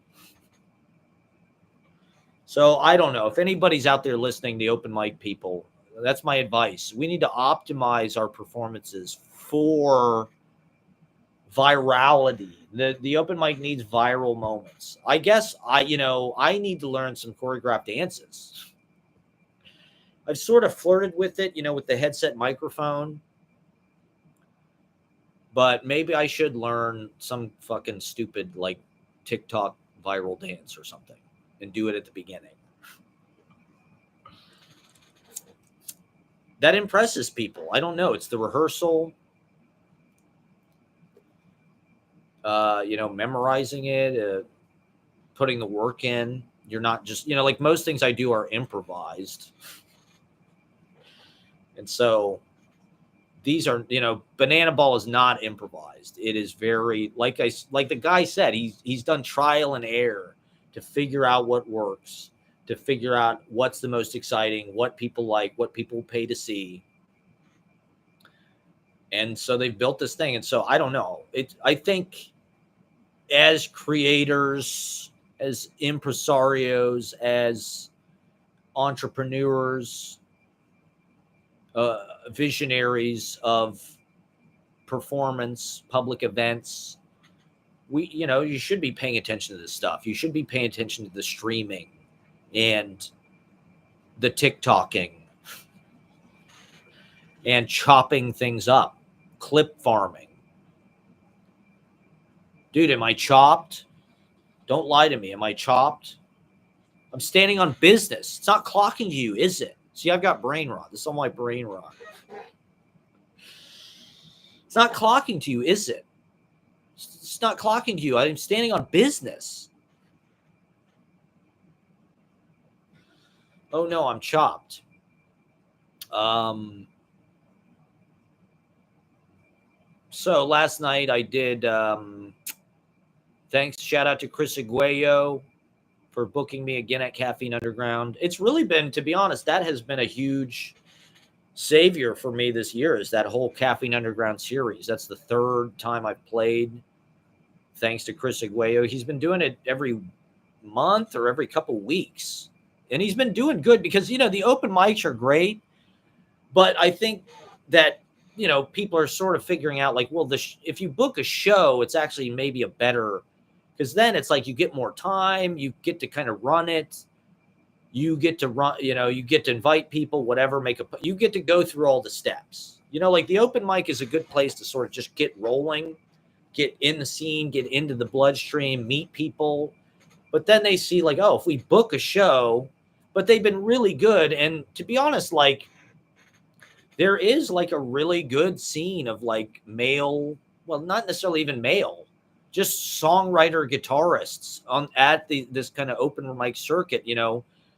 That's not necessarily the most pop, like everybody's kind of in a band and it's all about vibe, and like your band kind of has to be this paint by numbers kind of like jangle pop vibe or whatever, Post Strokes. But like there's a lot of really good songwriter guitar players that come through on Monday and go to Cuckoos and go to West Park and go to Under St. Mark's and the whole circuit. Dead Letters, of course. Shout out Dead Letters. Fucking amazing, great songs, very professional, and just like sounds great every fucking time. Just has it locked down. His guitar, his pedal, his backing track, it's like it's all fucking firing, and a lot of the people that have been coming through, Lucas Demeen, Jordan, forgive me if I'm leaving anybody out, New America Offline, there's just tons. Dan Baum, it's David Segovia, of course, Liale. I mean, Liale is incredible. Chiffon Fabre, incredible. Flaherty, Abilene, like tons, And so, there should be these gigs are a great idea. I'm glad that somebody who booked a show invited me to be on it. That was nice of them to be included. And it's just been a great,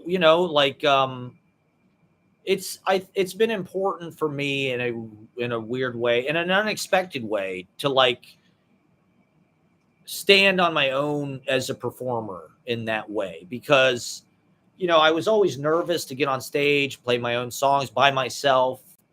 I always, that's why I wanted to have another person on stage with me or be in a band.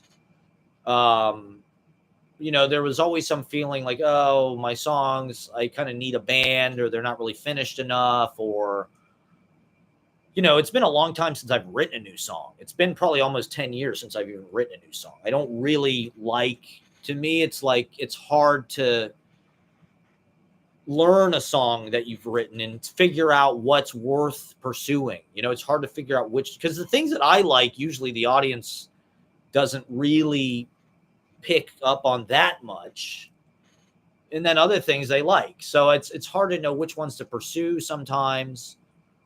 But I also do have like a lot of songs that I've written in 20 plus years that I've been doing it, and you can be insecure or feel like, oh, well, I'm not good enough, or other people are better songwriters than me, or I'm not the best singer, or I'm not the best guitar player. How am I going to make it entertaining just by myself? Like I'm not a finger picking master. I'm kind of a rhythm guy. But I think just like learning how to do that, learning how to stand on stage with a guitar by myself and figure out how to make that interesting, how to incorporate things that I've developed through playing more avant-garde style of music, improvisational stuff, jazz, free jazz, and but also get, the first thing I did in New York was do these improvised kind of like lo-fi sort of Velvet Underground-y type songs in the loft tapes, with Eric and Rue and the various disparate musicians who came through that. Those were very interesting, and they were all improvised, and the sound was actually interesting because it was not cliche. It was not just two guitars, bass, and drums. There was really interesting instrumentation on that. Rue was really good at piano. Eric would play drums, and so the songs were real weird. But I was just doing it, like there was a spirit of originality because I wasn't trying to do stuff that was super finished or by the book songwriting stuff. Just embracing what sounded good and writing freestyle, trying to come up with rhymes on the fly and melodies on the fly is just as effective. In fact, maybe more so as a songwriter. And a lot of that was technology. We had iPhones, so we could record every goddamn thing we ever did. And so you would just improvise for hours and come out with a few good songs out of it with some interesting lyrics. If you improvise 12 verses, you can cut it down to 3 or 2. Some of those Holy Smoke songs are 2 verses. But I haven't it's been hard because as a performer and as a creative, I do like collaborating, particularly musically. I think I get inspired by playing, I'm able to take other people's ideas and throw them back out or complement them. And I like hearing different instruments. It just makes it sound more interesting. And so as a solo performer, it can be hard. It's kind of like the ultimate test. Like, can you stand up there with a guitar and hold people's attention? I think it's hard to do that now. As a guy, the last thing people want to see is like a white guy playing a fucking guitar, unless you're Ed Sheeran or something and doing like this body fucking percussion pyro acoustic where you're like drumming on it and just doing every fucking thing you can possibly do to make sound. Loop stations, I really don't like loop pedals, to be honest. I don't like seeing somebody on stage like play something and then go over and like play something else. And then I hate that, actually. I think that is like the most boring thing to watch on stage. It is what it is. And it makes one person have like a huge sound that they couldn't have otherwise. But I don't like it. And so I'm kind of old fashioned where it's like, I think the guitar is not necessarily obsolete, but like if you're playing without pedals, you're at a big disadvantage because you can get so many voicings out of pedals that's what people expect now. People need like a giant digital soundscape, or I don't know. I mean, there are ways to make the guitar sound interesting, but most of the guitar that I've seen that's like more interesting now, it's just like a guy with the pedal board. And I don't really want to do that. I still want to make metaphors with my fingers. I want to make poems and I think it's been important for me to take ownership of that as an instrumentalist. I think you should use everything that you've got at your disposal. And like, if you can play guitar, you can play a guitar solo. You shouldn't be afraid of that. You shouldn't worry about scales or technique. You should sing with your guitar. I think that's very important. It's equally important to like play melodies and play lead type lines with your guitar. It's important to do single notes. Anything you can do on a guitar is fair game. Any sound you can make with a guitar you can use that. You don't just have to play. I used to think you just had to play big cowboy chords and like and lead was like something you did up here with like a bunch of different scales you knew and shit. But it's like, I'm one of the best guitar players alive. I'm not afraid to say it. You can get a good sound out of your guitar. It's all about feel and it's all about expression. Just bend it until it sounds good. Play what you want to play and like dig in. You know, the everything that you need to know about music is in Louie Louie. The guitar solo in Louie Louie is the greatest guitar solo anyone has ever played. And it taught me everything I need. It's pentatonic, first of all. It's an abstract expressionist masterpiece. It's as good as anything Jackson Pollock ever fucking did. And as a guitar player, just why not play saxophone? Just play skronk, free jazz, bop saxophone with your guitar. That's what I do. And it's therapy. It's a way of catharsis and getting the yayas out. You know, like it's not about coloring in the lines. It's not about, you can do that. You can be Steve Vai or Toto or whatever. You can be who's that fucking guy? Not Steve Porcaro. Who's the guitar player? He was on Thriller and shit. I don't know. You can be precise. You can be Santana, you know. But Santana's guitar is very plain. You know, a lot of it, it's not speed. A lot of it is just tone and letting that note have a body and a soul. You know, I think we're inhibited and discouraged from that as musicians. We're taught, and rhythm is lead. You can play rhythm as lead too. You can play chords as lead, you know, like Bo Diddley or Link Wray or you know, even Keith, like riffs. Riffs are kind of like a lead rhythm. And so why not, especially as one person, to me, it's like I need to figure out as many different areas that I can go. It's like I've got the song that's written and rehearsed. I can improvise like comedic jazz rhymes on top of it, which is like what I did yesterday. I'll sort of, that's like a horn solo to me, except it's lyrics, it's a rap, it's a stand-up, it's storytelling, but I try to make it rhyme. It's like writing in front of people. It's writing a poem in front of people, which I want to do. Right, a guitar solo is like that too. A guitar solo is like making a painting in front of somebody. It's a composition. And that is fair game. Not every composition has to be fucking Mozart. And Mozart would play riffs and improvise on his themes and his tablature. And Bach would too. You know, it wasn't just like this is the only way it happens. It's like we have the structure and we can play on that and we can play with that and we can deconstruct it and tear it apart and we can speed it up and slow it. I think these are things as a solo performer, I think that are, they're advantages. They're not limitations. You're not playing with anybody else. So you can speed up and slow down as much as you want, as much as you feel, whatever you feel. I've been really inspired watching these Robert Hunter live.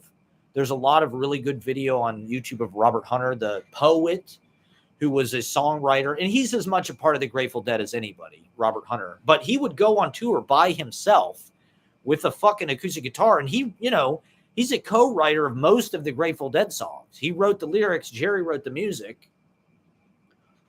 And so you're getting the guy that wrote the fucking song stripped down, unplugged.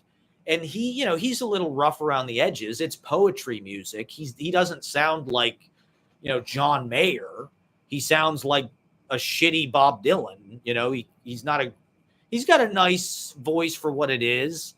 And he's, you know, he kind of bashes away at the guitar, but like, you know, he's the poet. He's the interpreter. He's the keeper of this lyrical canon. And it's stripped down and it's just him. So you're getting like the pure terrain. You know, acoustic is almost like a sketch, whereas like a band is almost like a painting in a way. You know, you sort of have one tone or something. If like I don't have pedals, you know, I go direct. I prefer everything Chuck Berry did. I just try to copy Chuck Berry. I try to rip off Chuck Berry. You show up at the gig with your guitar, no amp. There's an amp already there. You just plug it in, no pedals. And to be honest, he tried to throw the band off. He was trying to sort of like stir the shit and deconstruct it and turn it on its head. And that's what the jazz guys did too. They're pulling the song apart and seeing how far they can take it and where it can go. And all of the different songs within the song. You know, that's the thing that Bob is the best at. Bob Dylan is the greatest reinterpreter, where like he finds so many different plays, you know, as an actor, right? It's like line readings. You're finding new truth. You're finding new attitudes. You're finding new angles. If the lyrics are good, if the story is good, there's a lot of different characters. There's a lot of different line readings. There's a lot of different psychology. And so the song has all of those dimensions in it if it's well written. And so, you know, getting in this really rehearsed, this is one thing that the Grateful Dead is also so great at, is you accept that they're like this they're constantly permanent mutation. You know, they're permanently, the song is always different. It's always changing. It's always shifting. It's a changeling, right?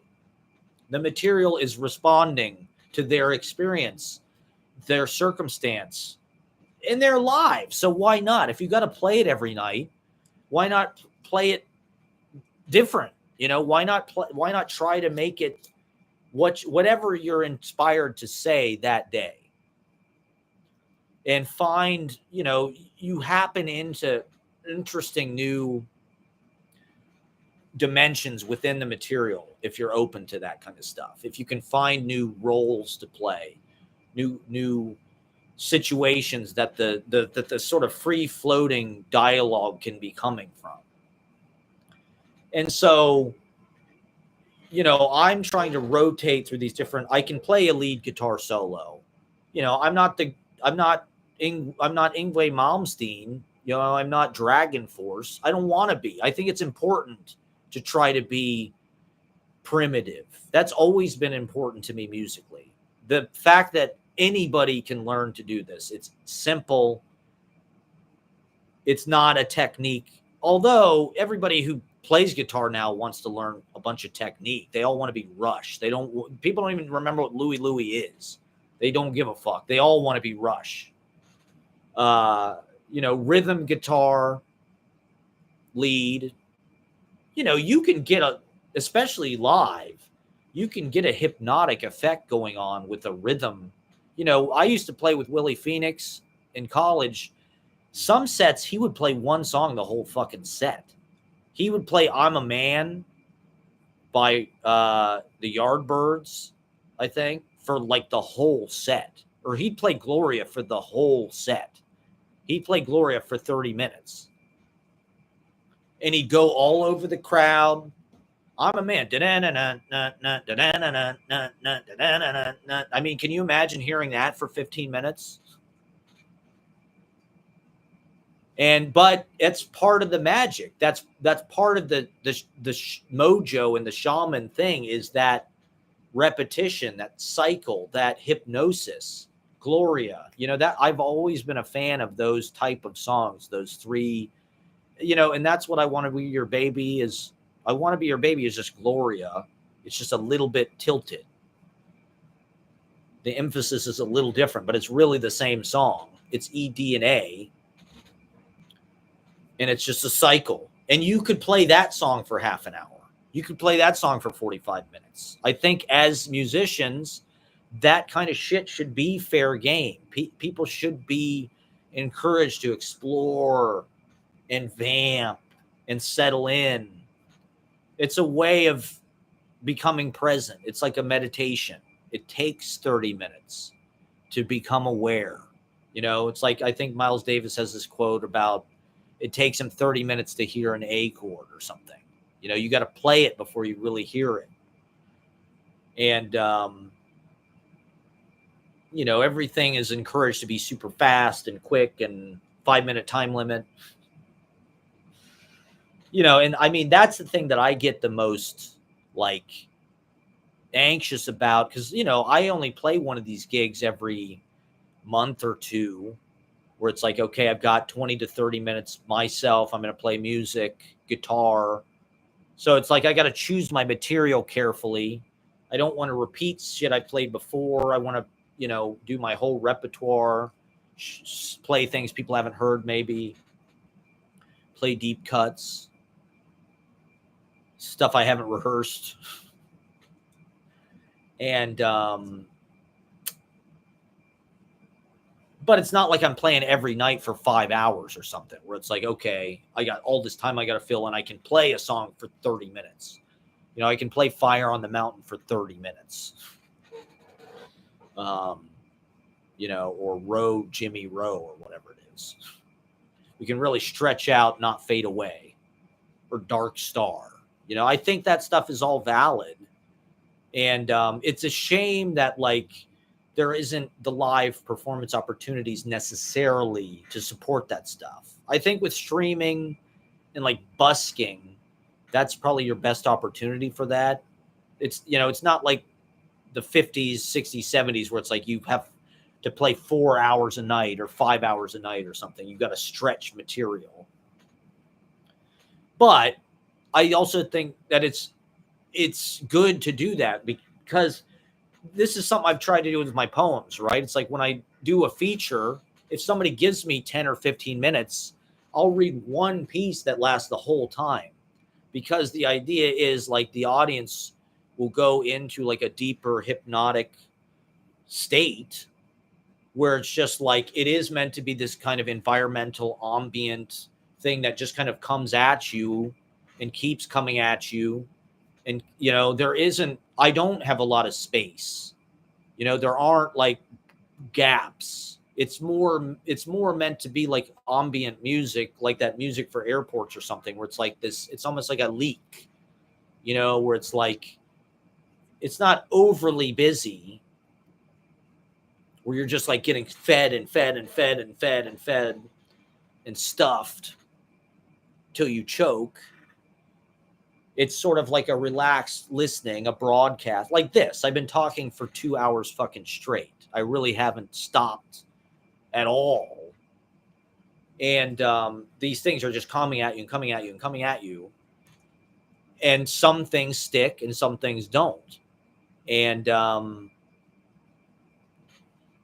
the idea is it's meant to be like dense, and it rewards like listening to it a bunch of times. You know, now certain things are going to stick out at you, but it's almost like you have to go back and listen to it again to hear everything. With the poems, anyway. You know, like with my poems, it's like, this is a 10-minute poem. It sort of goes in and out of all these zones. Things recur. It's domestic. I'm talking about the war. I'm talking about politics. I'm talking about whatever, poetry, gossip. I don't even know. Nature, whatever the hell. There's a million different things that are intertwining and weaving. All the lines are this interwoven kind of tapestry of subjects and thoughts and you know, happenings, remarks, musings, notations, diary, history, aphorisms. And so things come back, they weave in and out, but it's like there are sort of non sequiturs. I try to make the non sequiturs like have like a ramp, you know, like they're all meant to be like smoothed over and there's like a gradient there. But, you know, I want things to flow naturally. There's always something that wants to come out. Maybe it's not related to the last thing, but it's what I'm saying now. And we'll get back to the last thing. You know, it's like whatever note you want to play now, you play it. Whatever the voice in your head tells you to play, you play it. And you just keep going from one thing to the next, one thing to the next. And you try to have it, you know, the idea is it does kind of spill, you know, like down a waterfall, or trickle from one thing to the next. So it's like there is a flow to it. It isn't like this abrupt coming out of nowhere non sequitur. It's like this was all composed, and even if things are coming at different angles, they're sort of like complementary or something. And then you try to have a good beginning and a good ending to sort of get you in and out of it. I guess it's a lazy way of writing. It's a way of avoiding applause. I'm self-conscious about applause. I don't like when you like have to end a song to like be like, okay, how much did you like it? Are you gonna woo? Are you not gonna woo? Is there being one guy applauding? Is nobody gonna applaud? So if you just keep reading for the whole 15 minutes, there's no applause break. So you don't. There's not that awkward like, did I do it for everybody? Yes or no? But people were complimentary. I played my song New York City Skyscrapers, which I've never played live, I don't think. It's a more traditional song. I wrote it like a traditional song, but it's got more parts than my typical song. It's got like 3 different parts. And the chord changes are sort of normal, like it's a what's that T, the T, it's a 1 5 6 4, which is like the oldest chord progression in the book. There's some other changes too, but I wrote it when I first moved to New York. It's the theme song for Scenes from a Life. It's like that piano thing at the end. But it's a more traditional song. So it's like, it's not like the Holy Smoke song, which are kind of more 2-chord, loose, wild. It's like I sat down, I wrote it, I tried to write a bunch of verses. The chords are like, there's more than 2 chords, there's 4 or 5 chords in the whole song. There's a chorus, there's a verse, there's a pre-chorus. And I just thought, well, it's a little too, like, we never played it live with Holy Smokes. We never even played it at practice. I think I tried to get it to work once or twice. I wrote some new parts, but I don't think we ever played it live. But I thought it would be an interesting song to try last night. Never, and to be honest, I think it was the best song of the whole set. I was kind of surprised, actually. If you have like a strong structure to go off of, then you can kind of leap and go nuts, but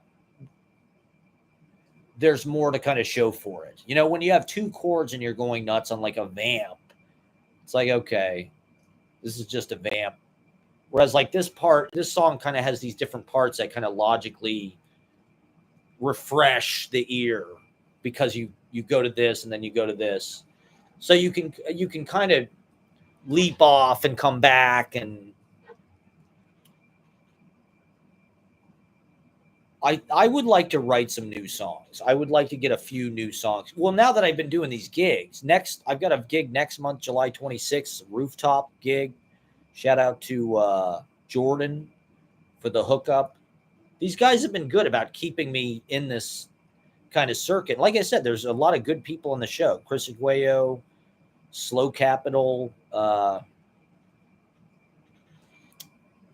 So they're doing a good thing, by booking these like nice guitar showcases with these good guitar players doing a lot of different stuff. I'm sort of, I'm not doing the most guitar kind of, like I'm not doing finger picking. I'm not doing like, what do they call it? Free finger style guitar or whatever. I'm not doing like Ed Sheeran guitar, and I don't have backing tracks. It's like, I'm sort of just, I'm trying to be like, but also my songs are not completely, they're sort of meant to have a band and have sound behind them. So it's like, I'm trying to figure out how to make that experience as full. There's this Richard Thompson album. What is it called? Small Town Romance, where he's playing, I think it's at the Bottom Line, but you can tell there's probably like 20, 30 people there. It's not like it's just him and his guitar. Richard Thompson, I don't know if people know Richard Thompson, but like he was a huge fucking influence to me in like high school. And he's just a great like carrier. I saw him a bunch of times. I saw him like 3 times. I saw him with his band and like solo, where he'd play just acoustic guitar. And he does crazy finger picking shit where he's playing bass and lead at this. Like, I don't do any of that, but his approach just as sort of like this troubadour solo. He's sort of like Robert Hunter. It's just him and his acoustic, and his lyrics. He's a storyteller. Vincent Black Lightning. I don't know if people know that song. 1952 Vincent Black Lightning. It's one of the greatest songs ever written.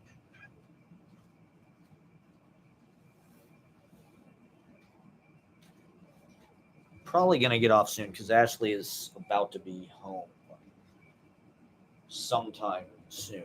Let me check my messages or anything.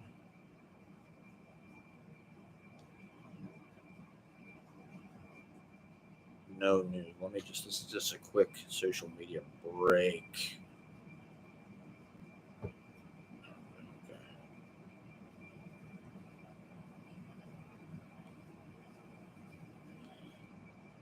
Okay.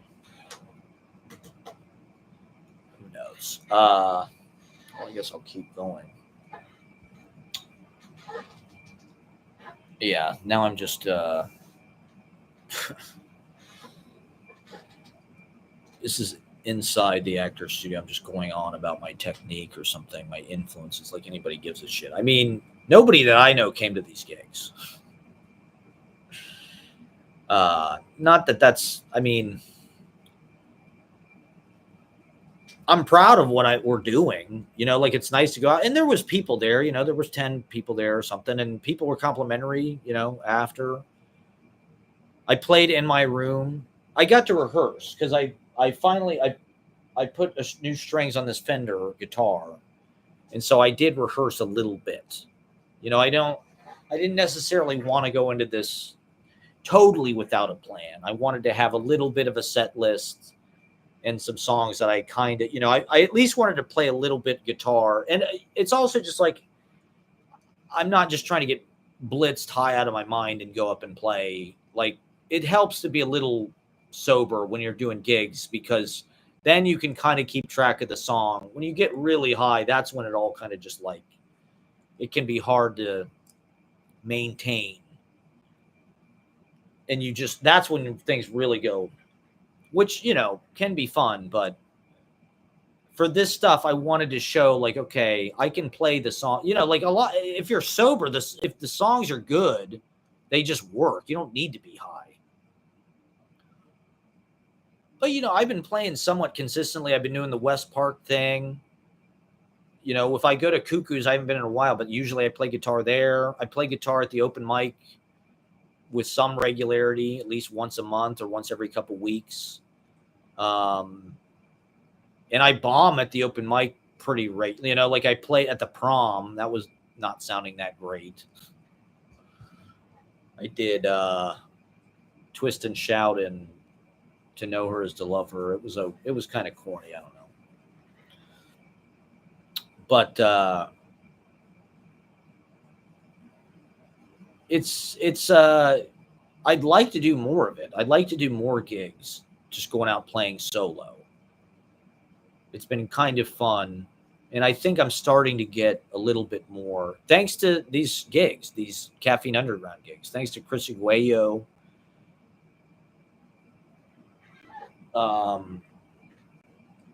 and company for just giving this kind of like this time. It's like you got 20, 25 minutes, half an hour. There's a good, there's usually 10 to 20 people there. The other guitar, I had to go on after Dead Letters, which like he's so good that I'm like, fuck, I got to do good here. The first couple songs I played were like the ones that were like deep cuts that I never play. And I have this idea in my head. I like the sound of the guitar without pedals. I like just like the raw. It's like that Jonathan Richman song, Fender Stratocaster. There's something about the sound of a Fender Stratocaster, like a Tin Pan Alley like a tin can down a street or whatever it is. There's something about the Fender Stratocaster, like a motorcycle at a hot dog stand. All that shit in that Jonathan Richman song. And just electric guitar in general. There's that tone is important to me. to have that kind of like clean playing chords. I'm not playing through a bunch of fucking pedals and distortion. I'm not playing like a bunch of speed metal. I'm not trying to melt your face. It's more about expression and emotion and putting feeling and meaning into the notes in their abstraction, because the guitar solo is abstract. I think that's what I didn't really understand before, is like there's meaning in the feeling, the texture.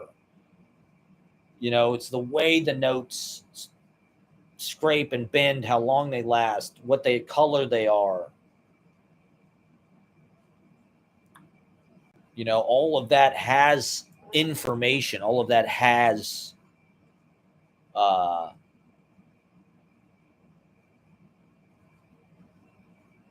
meaning, even though it's abstract and it's non-linguistic, it's non-verbal.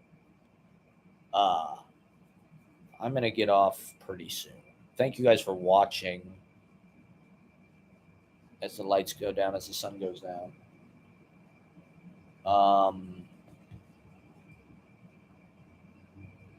You know, and increasingly, I don't know, with machines, it's just easier to get that stuff other ways. It's easier to get that through loops or something, you know, fucking samples, or, you know, arpeggiator, synthesizer, whatever. So I don't know. In a certain way, like the guitar, playing guitar in that way does feel like kind of a lost, pointless pursuit. But then again, that everything I do kind of feels that way. And for better, for worse, it's just like that's the best I can do. You know, that's the attack. I think being stripped down and learning to do it alone as fully as I can, learning to be as entertaining as I can and make it work. You know, I'm not going up on stage and having people go, "Oh, that guy can't sing," or "He's got an ugly voice," or "Those songs are shit." You know, I'm doing pretty good. I do think I have a nice voice, and I'm usually on key and in melody and shit. And I think I can do some nice things with my voice. I'm not always on, you know, I do some kind of cringe mistakes, flubs, clams too. But playing live is the last defense against the robot uprising, everybody. How do you not see that? And we're invited to just jam it out through streaming, through going live. I think there should be jam band comedians. You know, there should be comedians that just jam, but they should actually be funny. Unfunny comedians should not just be jam bands. But that's sort of what podcasts are. I feel like it's like a jam band of comedy where it's like it's long, banter, it's riffing, it's improvised. But I think there should be more live improvised comedy, stand up. It once again, it goes back to this thing of having like written material and improvising with music, where it's like I would like to get to the point where I can just write on stage the whole time and just write songs in front of people. I was close last night. I was close. There were parts of New York City Skyscrapers and some of the other songs where I was coming up with some good rhymes. I had a nice rhyme about stand-up comedy cost us our democracy.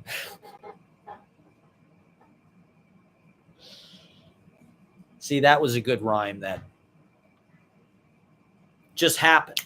I didn't even know I was saying it. It just occurred to me as I was saying it. And it just felt like, well, that's the most truthful thing. When you put something in a rhyme, that's like commercializing it. It makes it show people have skill, that you have a skill, and it impresses them. if you can surprise them with a rhyme, because a rhyme is like an expected sound, it's a sound you just heard. So there's a logic to the completion of that circuit.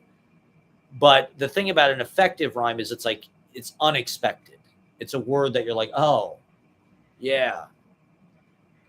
It's a play on words or something like that.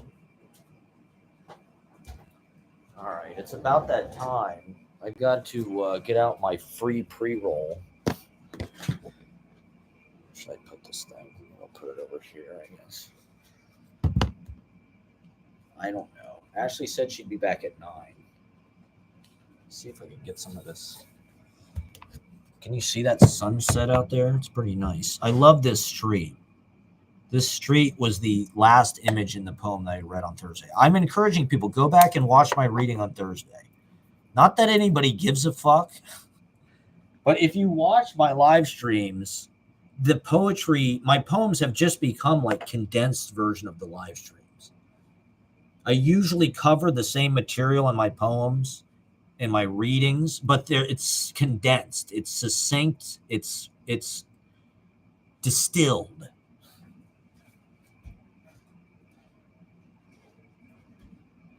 To its most economized.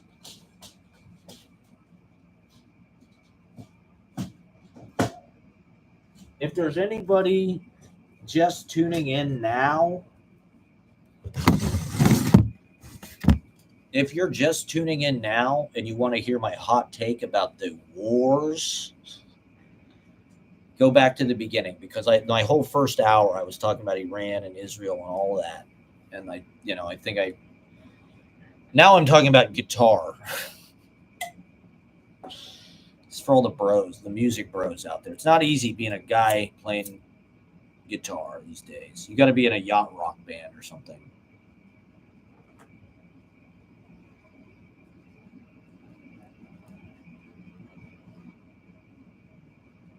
The Brian Wilson covers are not necessarily killing like they used to in the 80s. We're all getting old. We're old as shit. All right, is there anything left to say here?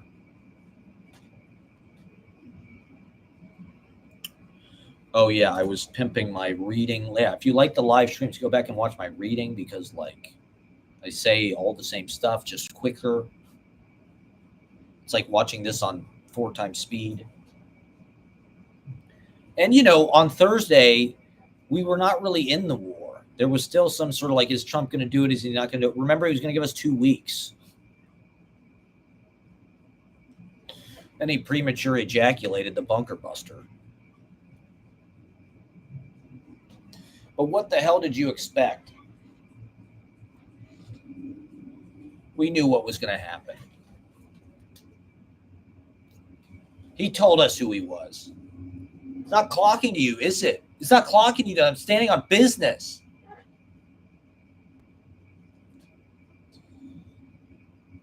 There's not really anything else to say, I guess, people. Well, yeah, go back, watch my gig from yesterday.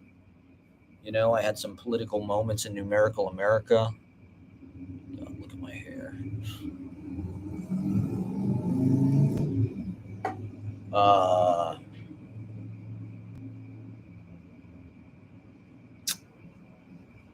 Some premieres I've never played before.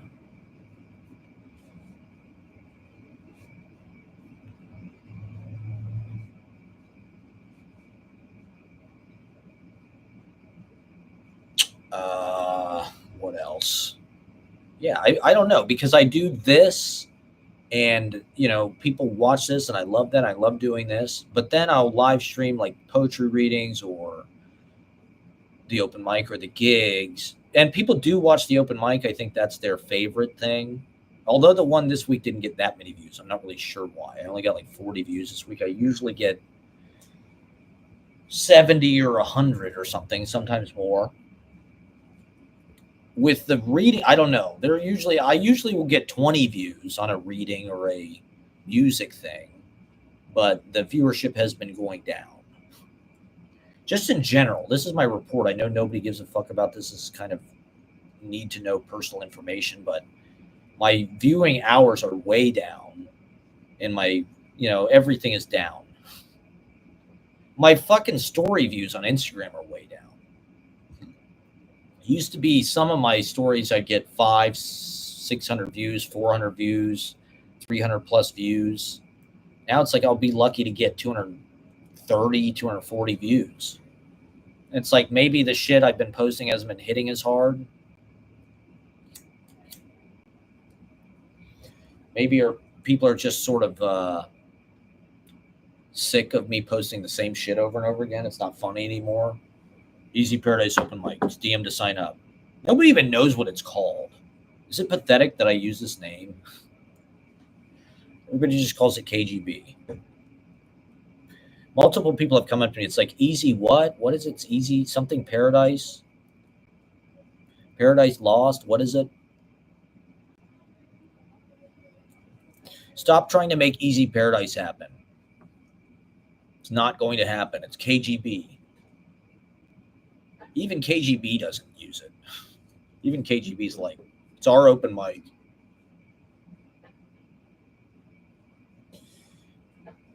DM to sign up. DM this asshole. Which is fine.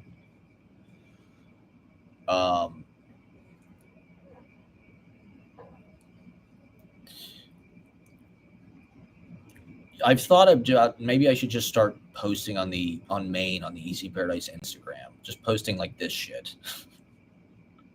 I should clip stuff from my live streams and just start posting it on Maine to my 4,000 Easy Paradise subscribers. I mean, I'm sure people are sick of seeing the same pictures every fucking week. And it's just like that space. I love that space, but it looks the same. It's nice. It's really nice. We're really lucky to be there. I love it, but I am just like kind of, it's hard for me to do everything else and try to keep that visually interesting. I like it. I love it. Recently I've started to do more like crowd pictures, which I really think helps it come to life, seeing who's there. It's as much about who's there and just who's hanging out. One of the things I think is really special about Monday and just open mics in general, and is perhaps different than the rest of the city, is like the audience is artists. It's poets, it's musicians, it's people that are coming to perform generally. Like other shows you go to, everybody in the audience is an analyst. They're a finance person. They're a consultant. They're a tech bro. Like, I don't necessarily know that maybe those people are not interested in what I do. Are they going to like my Robert Hunter, Richard Thompson, shitty, lo-fi guitar assault with freestyled lyrics and 2-chord, 10-year-old like Americana fucking white guy shit? Or my, long droning site installation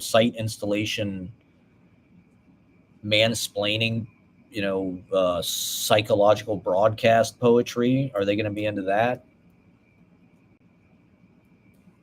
I am going to have a bunch of free zines at the open mic tomorrow, because there's just a bunch of stuff that I found that I'm like, okay, I can't really sell this, but like, I don't need it. So if you want some free Matt Proctor poetry, come to the open mic tomorrow. And then I think my next gig is probably New York City Poetry Festival, July 12th. But who knows if we'll have some major terrorist attack or something before that. I don't think that they are. I mean, maybe this is naive. Are people in New York scared? I'm not really. It's not clocking to me. I'm standing on business.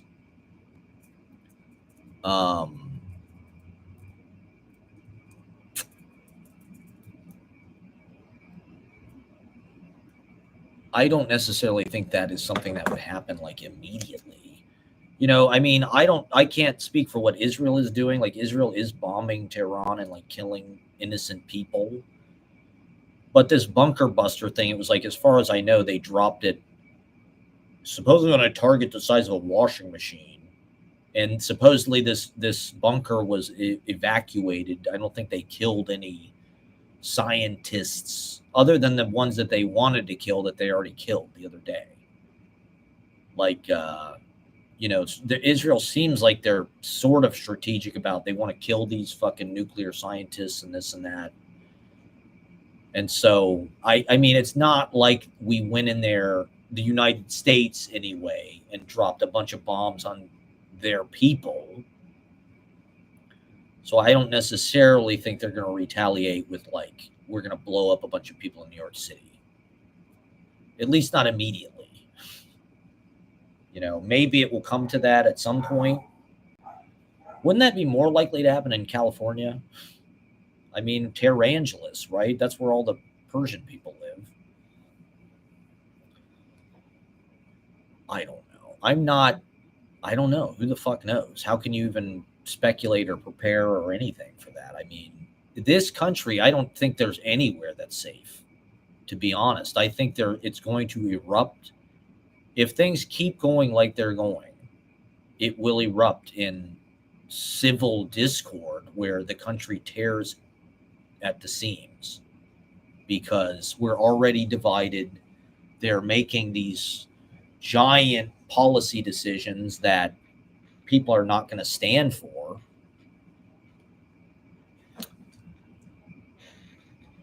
And we're just going to have to say no in a very serious way, a very committed way. And who knows how far that will be taken. There's already violence. There's already mass shootings and people killing politicians, political assassinations.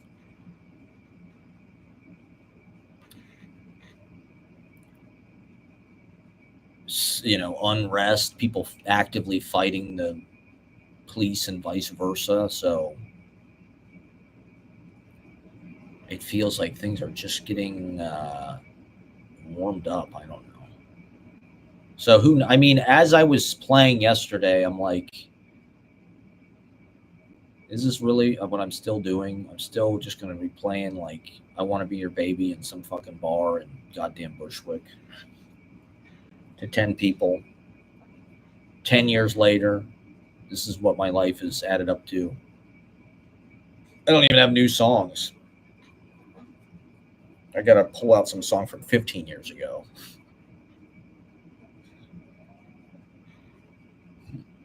And what next? Is there going to be a next? How open are our options going to be? If it's already like affecting like travel. It's harder to travel internationally. This real ID thing, you can't even get on a fucking plane without the real ID.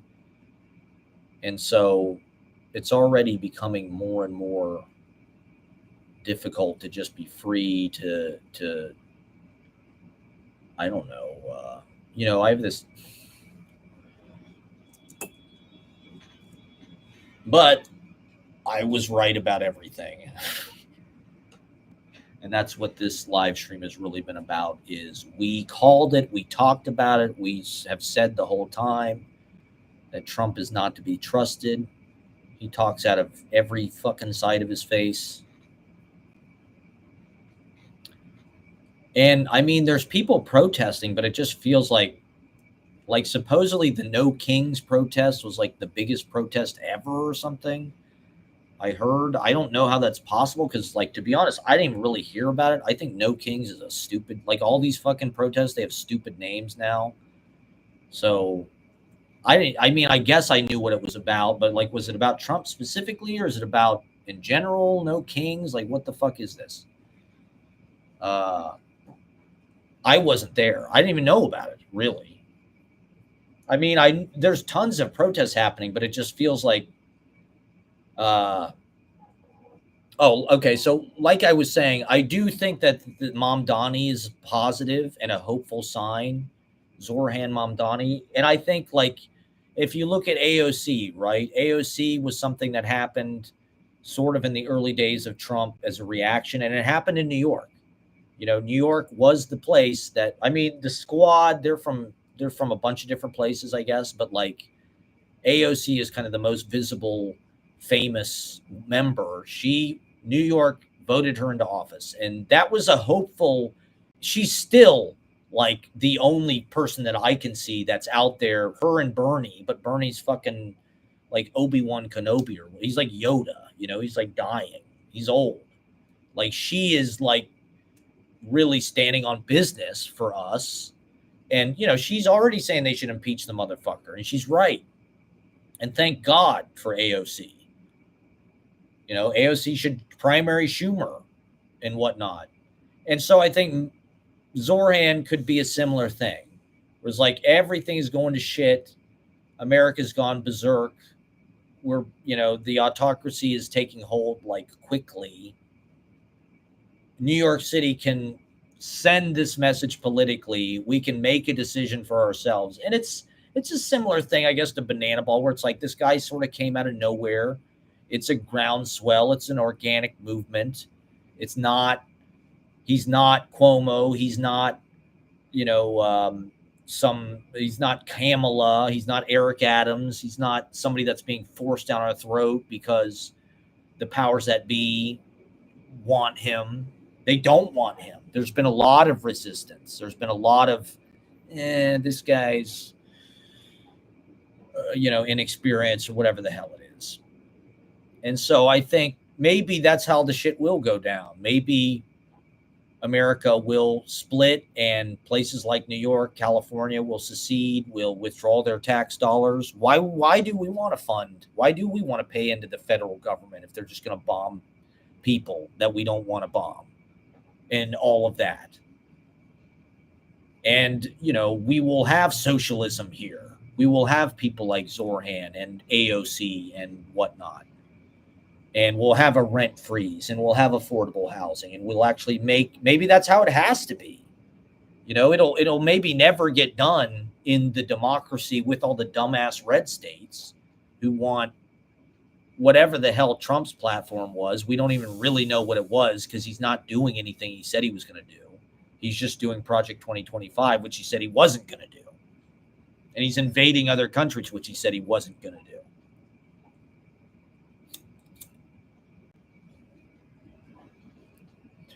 Like the Democrats don't really do that shit. They don't, if you look at Iraq, Afghanistan, that shit happened under Bush. It happened under the fucking neocons.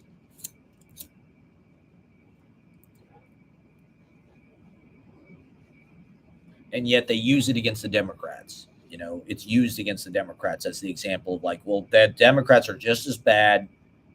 They're the fucking war hawks. Obama did drone strikes.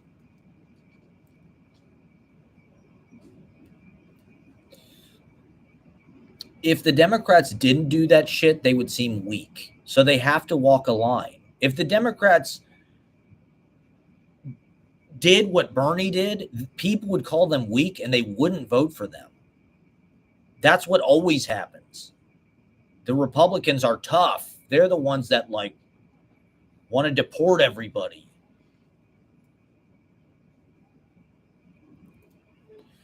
And fight ISIS. Be hard on ISIS. Democrats, like, they have to do that shit because if they don't, people will be like, these guys are not protecting us. They're weak.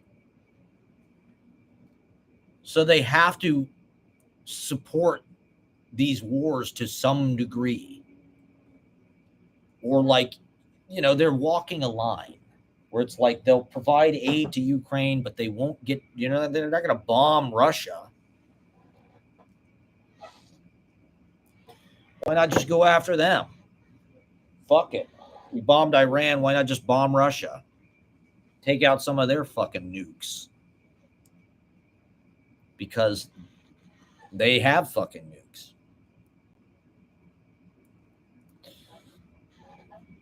They'll strike back.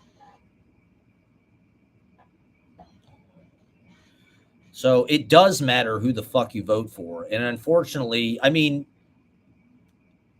young people are idealistic. Somehow the right wing convinced young people that their idealism was more important than like participating in democracy and just voting for damage control. Like this is fucked all of our lives up. And it's going to get worse. It's going to really destroy this fucking country and make everybody have a real bad time. If it hasn't started already. You know, who knows how much longer these open mics will last? There's some kind of giant war. If they conscript all the guitar players, if they draft all the SoundCloud rappers, who's going to buy 2 drinks? Who's going to book shows at Pete's Candy Store?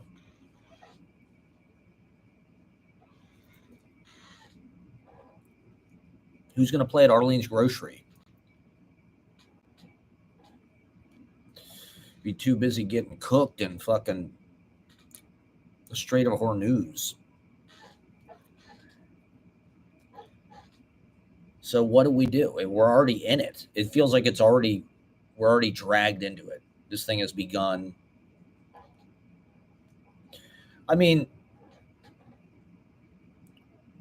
I can't think of anything that has happened like this, you know, in my lifetime where it was just like pretty much unprovoked. They didn't even try to like have a fucking justification. It was just like they like they showed on the Daily Show. They've been talking about this fucking nuke for 30 years. Oh, Iran is about to have a nuke. They're about to have a nuke. We got to stop them. Bullshit.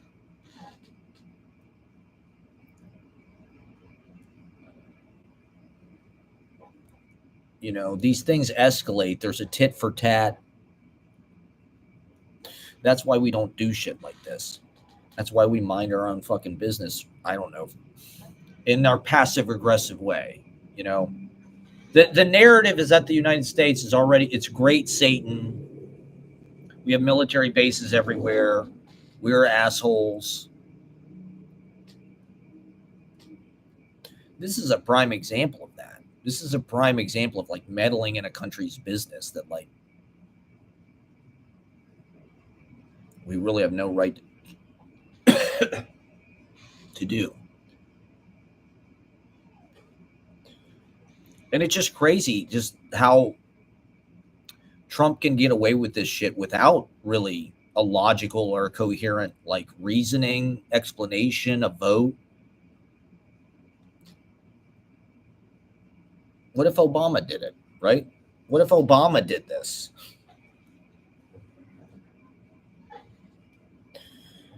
Dragged us into World War III. Right, there's that video of Trump from like 2012 about Obama's going to get us into a war with Iran. There's a video for everything. It's not funny anymore. You know, it was never funny. It was hellish the first time. Now it's hard to know even what to do because now it really feels like it's going to affect all of our lives much for the worse, for the much, much worse. Who knows how bad it's going to get? They want to kill us, apparently. And people voted for that because of podcasters and because Trump is funny and he roasts people. They want us dead. They want us sick, in debt, enslaved, dumb. They want us watching Banana Ball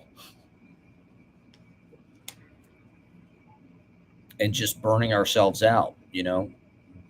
Keep having people shit out babies, get rid of abortion, get rid of Roe versus Wade, keep having babies and burn the people, you know, and then just kill them through hard work, no health insurance, wars, chemicals and everything, deregulate everything,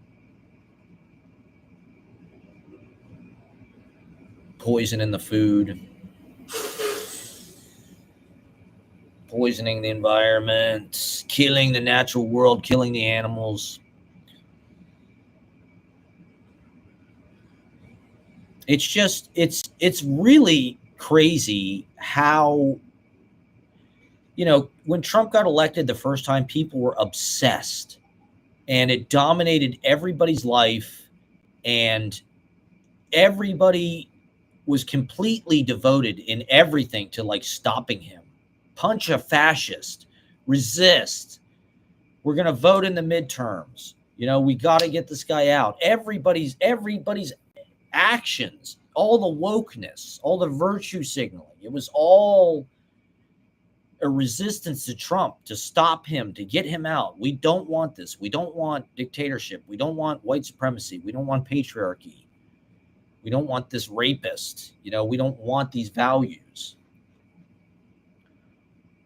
And we got rid of them, by stealing the election in 2020, by rigging the election. Thank God we got rid of them. And then by the time 2024 came around, the election, all of that, it's like people forgot all of that. People forgot like what a living nightmare it was. Just like, it was just ugly. It's ugly seeing Kellyanne Conway and Sean Spicer, and the early days of the Trump administration were just so ugly. Just white. Fox News, tacky, bad skin, bad makeup, bad style, bad art. It was just like the bad, ugly Americana. The country was just like cloaked. And, luckily everybody kind of smacked his hand anytime he tried to touch anything. So he didn't get anything done, really. He didn't bomb anybody, really. That's why there were no fucking wars. He was trying to get in a war with Iran back then. Anybody who was paying attention would see that.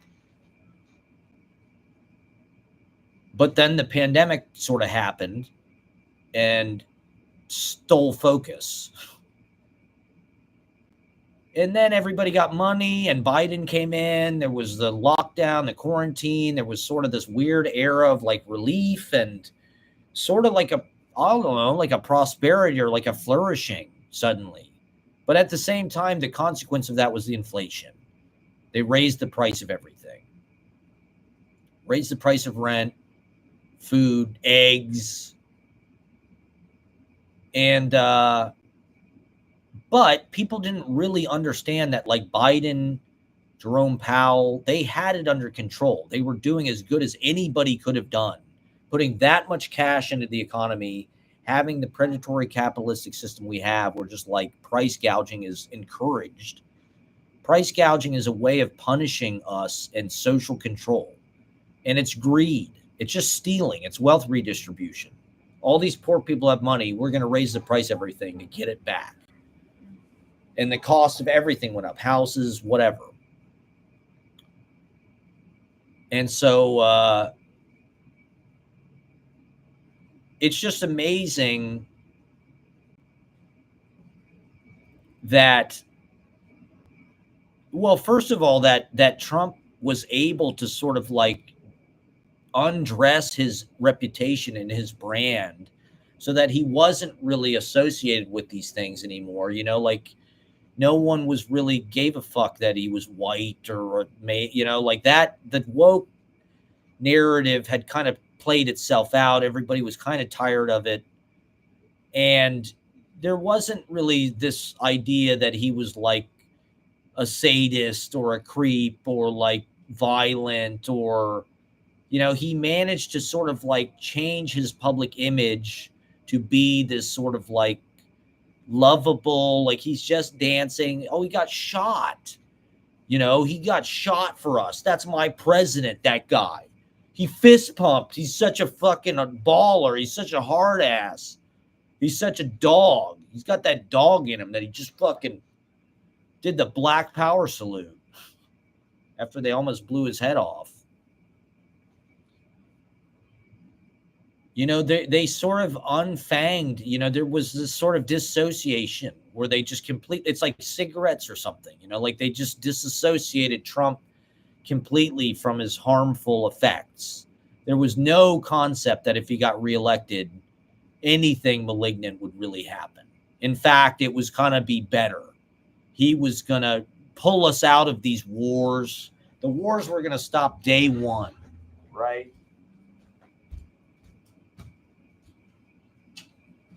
Within 24 hours.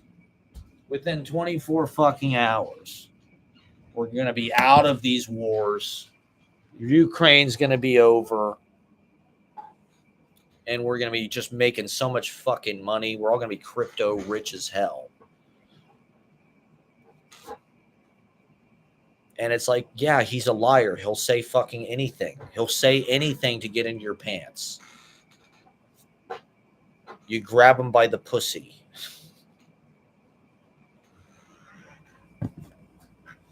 The end of America. Put that in the fucking Lincoln Memorial.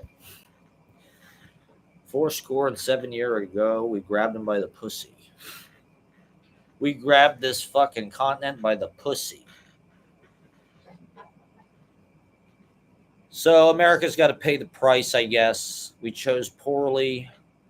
We're all fucked. It's just beginning to crack. And who knows? You know, I mean, there's supposed to be some kind of crazy fucking event in the next couple weeks. Astrology. Oh, hold on. That's Ashley, I think.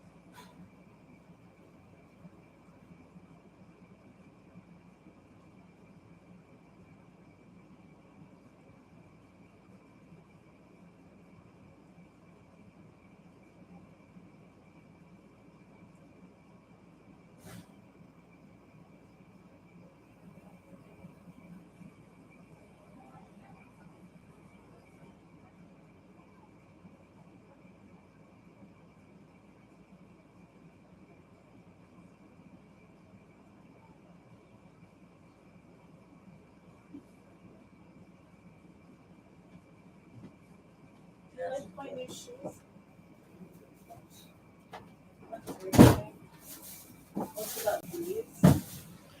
Okay, Ashley's back, everybody. So Ashley got these vintage pants. Those are cool. Tell me after you, Kai Slater. Kai Slater. She went and saw this band Sharp Pins in Bethlehem, Pennsylvania. So, all right. Well, thank you for watching, everybody. Have a great night. Go back and watch from the beginning, and you'll see all the hot opinions. All right. Thank you for watching.